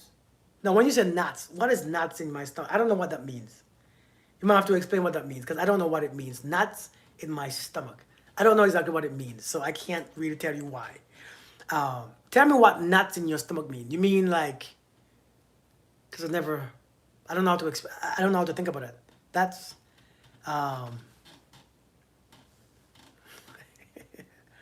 Does it happen 2 times, years apart? Well, that could be something that just in that moment. I don't think something is. Sometimes you don't have to, something ain't got to be wrong. Sometimes you overheat the weather. Sometimes you get dizzy. But that's the difference, right? Because that's not constant. I can tell you when something is constant, right? Stomach tightness. Feels like a pit in my stomach that won't go away, like when you're nervous. What's your favorite color, Blessed Butterfly? What's your favorite color? What's your favorite color? What color do you gravitate to? What color is one that you gravitate to on a regular basis? Not the one that you like, but the one that you gravitate to on a regular basis. Sounds like anxiety. Is that what it sounds like? Because that's a very... I can't explain that one because I don't know what it means. Hey, Reese, how you doing? Is that what it is? Yellow is what you gravitate to? If you gravitate to yellow, then that makes sense. Because yellow is in your stomach. Let me show you. If because I don't want you all thinking that's I don't want you all thinking that that's a coincidence. Look at my thingy. You see where the yellow is? It's right here in the stomach. See where the yellow is? See right here? You see, this is not coincidental. Your color is yellow and you have issues in your stomach. All right? Now, let me tell you, it's not a coincidence. Okay? It's not a coincidence. It's just one of those things. Now, do you have issues with your self-esteem? Do you have self-esteem issues? Yeah, sunflower. You have self-esteem issues? Do you have issues with your self-power? That will show up in your stomach. That will show up in your stomach quite often. What type of man are you? Just like you. Like your father, your brother. And so a lot of times when you have self-respect, self-confidence issues and self-doubt and self-esteem issues, your stomach will be off. Matter of fact, you might experience a lot of indigestion. A matter of fact, you might, sometimes it shows up as ADHD. Do you have ADHD? It shows up as ADHD sometimes. It shows up as ADHD. It shows up. Moon Charm, what was your question before that? You said that your color is green. What was your question before that? You said, what if you have what again? Moon Charm, tell me again what you experienced. Block chakra. You don't have that. Okay, good, good, good. Is hemoglobin a part of your blood? That's your blood flow, right? Yeah, I think hemoglobin is something with the blue, with the green. And do you notice? And this could be a different. What else do you experience? Do you experience chest pains? Do you experience anxiety, heavy anxiety? Do you experience upper back pain? Do you experience difficulty breathing? Or just do you have low blood pressure, high blood pressure? Like, does anything show up like that? You see why I don't like to get in this type of conversations? Because it takes too long and everybody begin to ask certain questions and everybody, because it's too much. It's a lot and I can't focus. Breathing. Okay, yes. So breathing short, anxiety. All right, so the reason why your color is green is because your heart. Your heart chakra is a little blocked. And so your blood flow, have her live. Now I have to go, Miranda. I have to go. I have to go in a few minutes because I have to go cook. So I can't, I can't spend too much time. But a lot of times that green is gonna show up in your heart, and oftentimes it comes. You know what? You a subscriber. If you're gonna come this Saturday, if you're gonna come this Saturday to the meeting, right? If you come Saturday to the meeting, we do all those things to balance those chakras. Hey Denise. Yeah, if you come Saturday to our meeting, then I'll bring that in, and then we can do something in the meeting for my members. So if you come to the meeting, I send you the link. For my subscribers, if you could put your phone number in my DM, your WhatsApp number, I will add you to the group where I put the link in for our Saturday meetings. We meet every Saturday, okay? Send me your WhatsApp number to my phone. To my DM.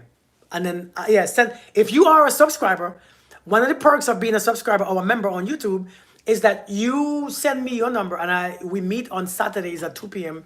Eastern Standard Time, where we do all of these things right here. So when you have problems or questions, we are meeting for an hour or more, sometimes an hour and a half, on Zoom, face-to-face on Zoom, video call, and we can speak about all these things. That's what we do on those meetings, okay? So that's what we do. So put your number in my DM, your WhatsApp number, okay? But yeah, listen, all these things happen. What's up, Ray? How we doing, man? Which member is it? And I'll make a note just in case. It's Moon Charm. Moon Charm. It's this one right here, Miranda. The one who says super, I will. What's up, Ray? How we doing, man? Once you overcome, the beauty is that you can continue to overcome. There's joy in it. Indeed. You get wasted. Oh, thank you. Thank you, Jamisha. But listen, you see, all these things that happen in our lives is not by chance. A matter of fact, I like doing this type of lives because people get very interested in their own pains, their own suffering, their own colors. Because each color, and I tell people all the time, your color that you are drawn to, it doesn't mean that it's your favorite color. It means a lot of times it's the color that you need to sometimes balance or where your strength is. It could be your weakness or strength, but depending on how it shows up, it can be your weakness. Okay? Hey, Panita, how we doing? And so when people, you have to be a member, okay? When people, my favorite color is red. My favorite color is red. What does it mean? A lot of times it means you struggle with anxiety, depression, financial issues, security, being safe. You have lower back pain, you have knee pains, you have foot pains, you keep messing with your foot keep messing up, you have blood issues, you have skin issues, you have the fibromyalgia stuff, you have all them stuff. A lot of time that's the red. That's how red shows up. Your color is orange. Let me just go over these things right now. Your color is orange. You have issues with your fertility. You have issues with your sexual drive. You have issues, an over sexual feeling or energy. You attract a bunch of sexual predators, right? You have color with your orange. You are very emotional. You are always in your emotions. Your emotions just don't stop, right? You can't have kids. Your period is very heavy. It's overwhelming. You have pain in your everything is just. You're a very emotional, sensitive person. That's the orange. You have joint pains. You have all them stuff. Yellow, insecurity, a whole bunch of insecurity. Your self-image is weak. You have issues with your self-esteem. You have issues with your confidence. You have issues with who you are, your purpose. You're not driven. You probably have ADHD. You have stomach issues, stomach ulcers. You can't focus. You lack focus. You lack balance. That's your yellow. Green, the heart. Do I have to explain? High blood pressure. A lot of times you have high blood pressure. You have respiratory issues. You can't breathe properly, and that's coming from relationships where you were abused or disrespected. When you leave somebody, when somebody didn't love you, when somebody didn't love you right, when somebody just disappointed you. You have all the issues. You have upper back pain. Like I said, your blood pressure, that hemoglobin issues, and all that stuff because your heart is messed up. Okay. All colors represent positivity too. It's not just negative, it's positive too. But the majority of the time, the people who I deal with is on the negative side. So I'm just telling you the negative sides, okay? Like for instance, green. If your color is green, love is one of the things that you do. Trust, empathy, sympathy. You are no judgment. So so it's always the opposites too. That blood is flowing. I'm sorry, that green. That empathy is powerful. That trust is really powerful. That forgiveness is flowing. That love. So those things happen too, right? But I'm just giving over if you have issues with them, if you have the blockage, then you go up to the blue. You go up to the blue. Oftentimes you have weight issues a lot of times because you have hormone issues. You don't like to speak your truth. You are very timid with your voice. You don't know when to speak, when to shut up. You over-talk, you talk a whole lot, right? People, you feel misunderstood. You feel unheard. You feel like nobody understands you, right? That's the blue. You feel like nobody listens to you. And so your words, so you have thyroid issues. You have all the issues. Does that make sense to anybody? Hey, True Light. So a lot of time, that's the blue. You don't believe in what you say. Your truth is not with you. You don't trust your truth. You feel completely separated. You feel completely lost. You don't know what the hell is going on. All right? He said you have a winner. Purple. The positive of orange. Your emotions are balanced. You are very fertile. Your fertility is beautiful. Your sexual energy, you are very creative, right? You can create in your creative space. You can create a whole bunch of stuff, right? You are a creative mind, right? Your sexual energy is, I mean, so it's not that it's positive or negative. It's just if it's blocked, you're gonna experience certain things. If it's flowing, like some people, it just flows, and so you are emotionally stable, very, very emotionally stable. You can think logically without, limiting your in your own, emotional trauma or turmoil. All right, stuff like that. Purple. Purple, a lot of times, a lot of people who struggle with purple, the color purple, fertility, the negative of earth. A lot of times, the people who struggle with purple, oftentimes they were raised by one parent, they missed the other parent, the parent, their father left them, and they were fatherless or the motherless, and they felt disconnected. And so the ones that they wanted to love don't love them. And so they struggle with connection issues, right? It's very hard to connect to people. It's very hard to feel connected. Headaches, migraines, you have issues with your eyesight, you have ringing in your ears, right? You have ringing in your ears sometimes, dizziness, confusion a lot. You feel completely by yourself in this planet. And a lot of times you have issues with your pressure in your forehead. You have sinus issues. Does that make sense to anybody who love purple? The sinus is always draining. You always have pressure right here. You get headaches. Does that make sense? So somebody asked me, is pink positive? There is no positive or negative colors. All colors are beautiful. There is no positive or negative colors. These colors has both sides. And when my clients come to me, when they tell me what's wrong, because you don't tell me what's right. We know when you go to the doctor, you don't say, I come to you because something feels right. You come to me because something feels wrong. And based on what feels wrong, you can identify where the blockage is, which part of your body where the blockage might be. And when you put energy or send energy to that part of your body, it frees up that flow. And as the body begins to flow energy up from your spine to your head, what happens? It creates, it relieves that pain or that issue. It was training color therapy. Okay, true light. That's what I'm talking about. I have to go. I have to go. I have to go cook. My wife just came home, so I gotta go cook. I ain't cooked yet. I said I was gonna cook for a while, and y'all met me in here explaining colors, talking about colors. Thank you, William Lynn. Thank you so much. I appreciate. Look, Jamisha saying no. Miranda saying no. Jamisha saying no.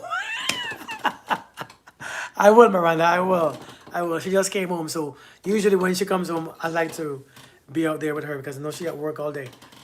But we can also, if we have been raised in bad society, but how can we be ourselves? You can. You just gotta train yourself. There's ways to be back to whatever you want to be back. You know what I mean?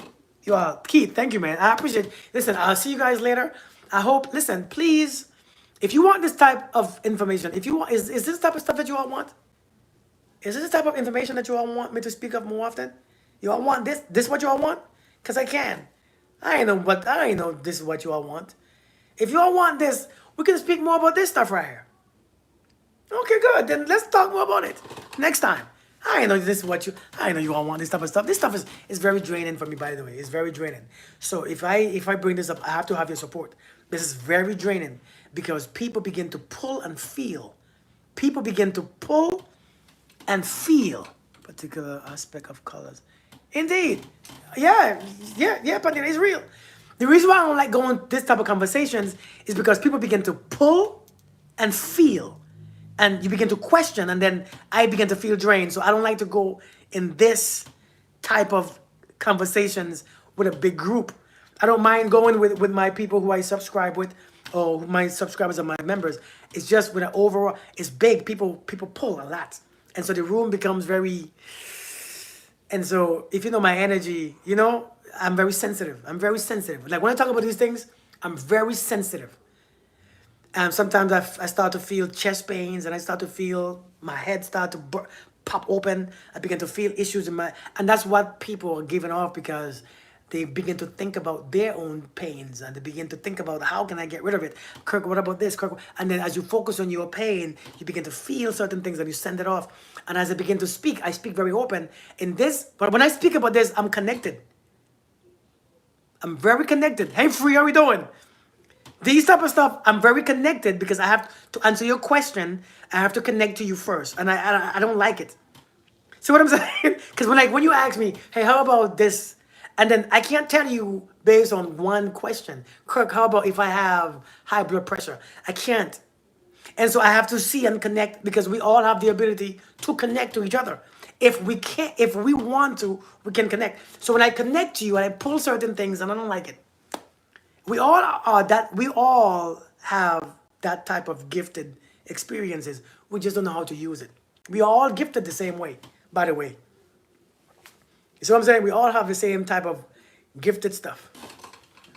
Bring up one person at a time.